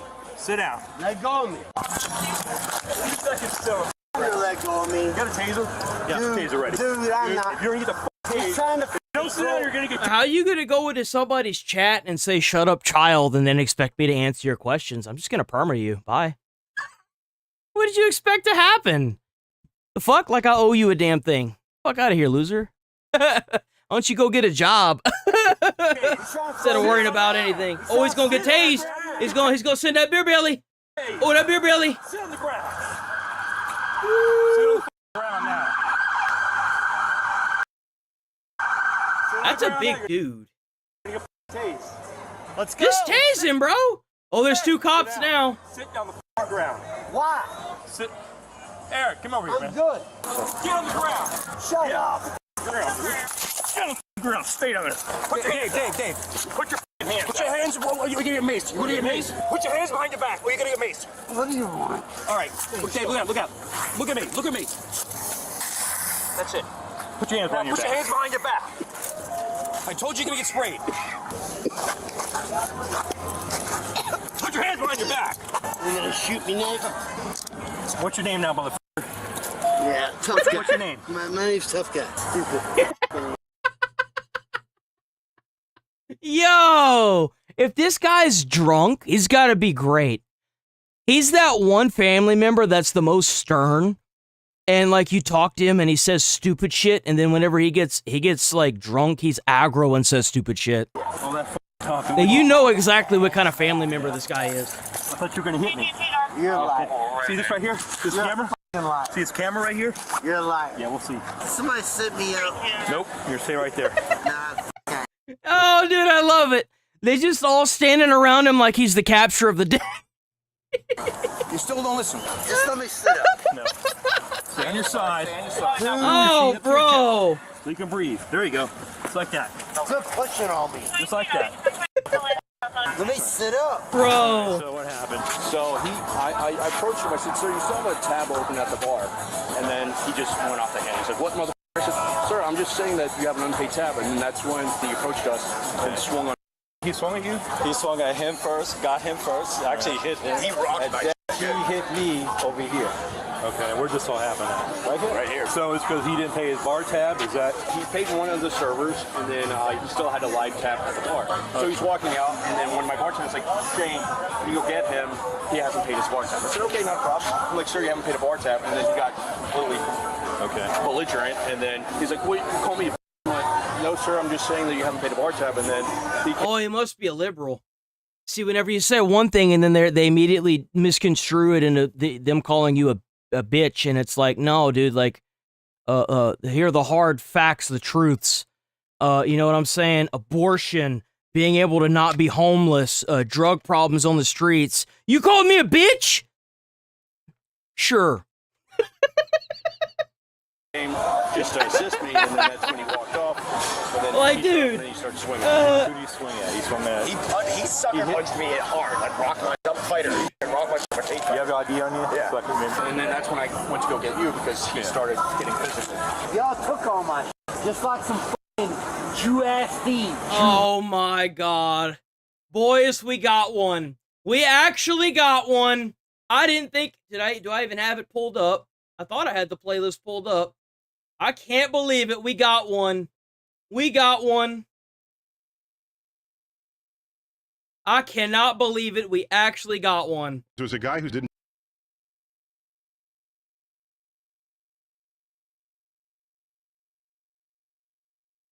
Where's it at? There it is. We got one.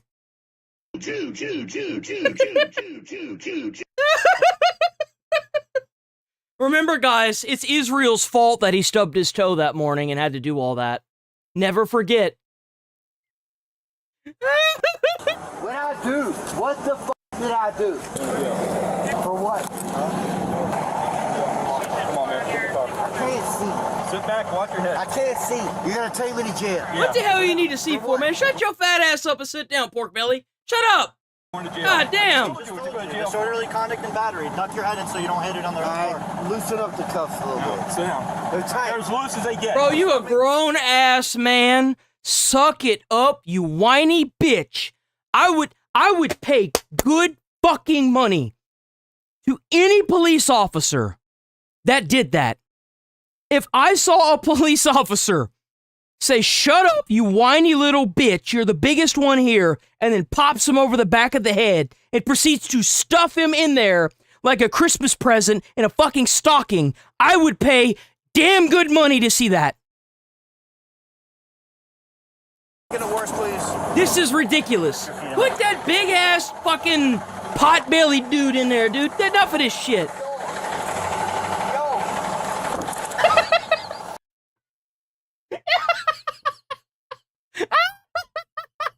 Yo!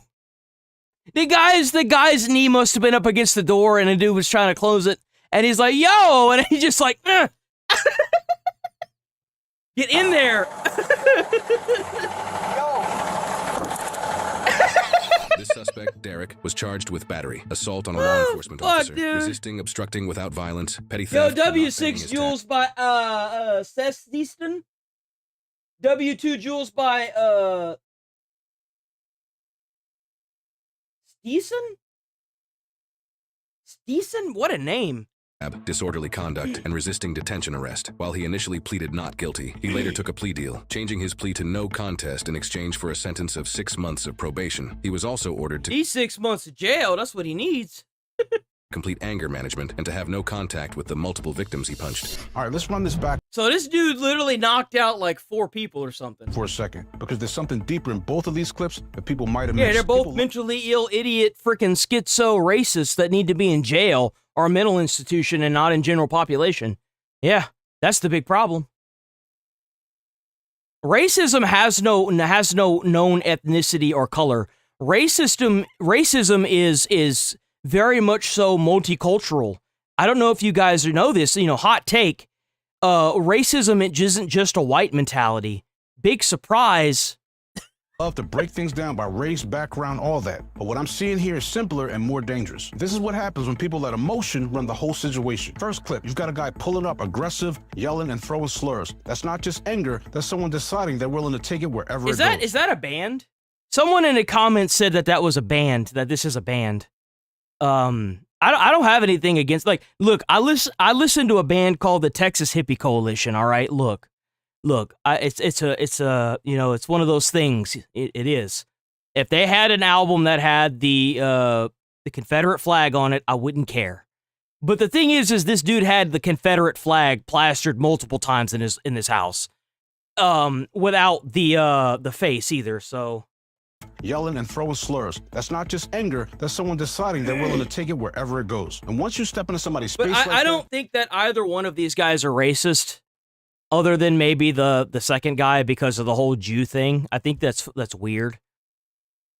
You're not in control anymore. You're reacting to whatever comes back. That's why I always say be careful who you live next to, because one bad decision from them can pull you into something you never asked for. Now, second clip, watch the difference. The officer's giving him space, right? Trying to slow it down, but the suspect keeps poking at it, pushing, and talking too much. And I'll be honest, there was a time in policing where that wouldn't last long, but now there's an expectation to hold back and to give more chances. And this is what that looks like. Officers tolerating behavior that most people wouldn't tolerate for 10 seconds until it reaches a point where... Yeah, that's what I'm saying.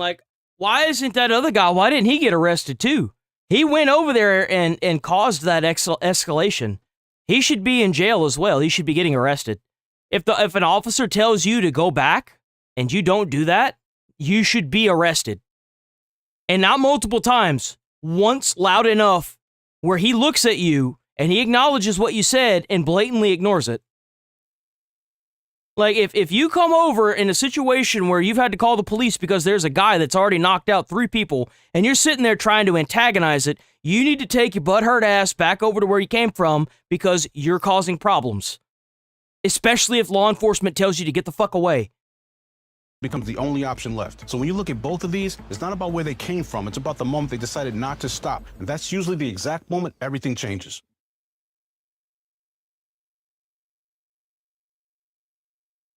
All right. Yes, the stream right there, boys and ladies. W chat, W stream. As always, an amazing, awesome stream. I look forward every morning whenever I roll up out of the bed and I'm like, yeah, buddy, we gotta have us a good stream today. Never disappoints. Never, ever, ever. Never disappoints. Make sure y'all go and hype up the videos, leave comments on comments, like the videos. Every little bit helps with them views, which, by the way, are still helping. So I'm like, W chat, W viewers, W constant viewers, W Sticks and Rachel for the Discord setup. Y'all are doing awesome. Looks fantastic in the Discord. What else is there? I think that the W Donos, W Jules, W Gifted Channels. I believe Beastie is the one that gave the Gifted Channel memberships. W Gifted Channel memberships. Yeah, if you're new here, sub to the channel, hit like on the stream. I'm here every day, every single day. I love being here. I love being around y'all. I love doing this. It's fun. It's fun making fun of racist people, regardless of their skin color. It's a great day to be an American, boys. It's always a great day to be an American. Damn straight. Let me see. Let me get the music going. Hold on. Yeah, we'll do this. W chat, W viewers. I'm rolling up out of here. Stay safe. Enjoy the rest of y'all's day. Enjoy the rest of y'all's Friday. It's already Friday. I'll be back on tomorrow. You know how it goes. We'll have a longer stream tomorrow. But we'll be here same time, same place. Stay away from crazy people. Stay safe out there. Try to put a smile on someone's face. You might change their whole day or their whole life. You never know. And I will see you guys tomorrow. Peace. Thanks, chat. So descriptive like an adjective. I got a vendetta against people who patented being negative when you should be getting after it. I got facts over tracks, this and that. Spitting slow, spitting fast. I could roast, I could gas. Think I'm okay at last, but I don't know if that can erase all the past. And the pettiness, a reflection of the emptiness. Hilarious, you think you're worth my time, you're delirious. Mysterious, because you hide behind a fake exterior. Inferior, you know I'll always be a bit superior. Get off of me, this ain't no humble brag. I want you to hear words you can say.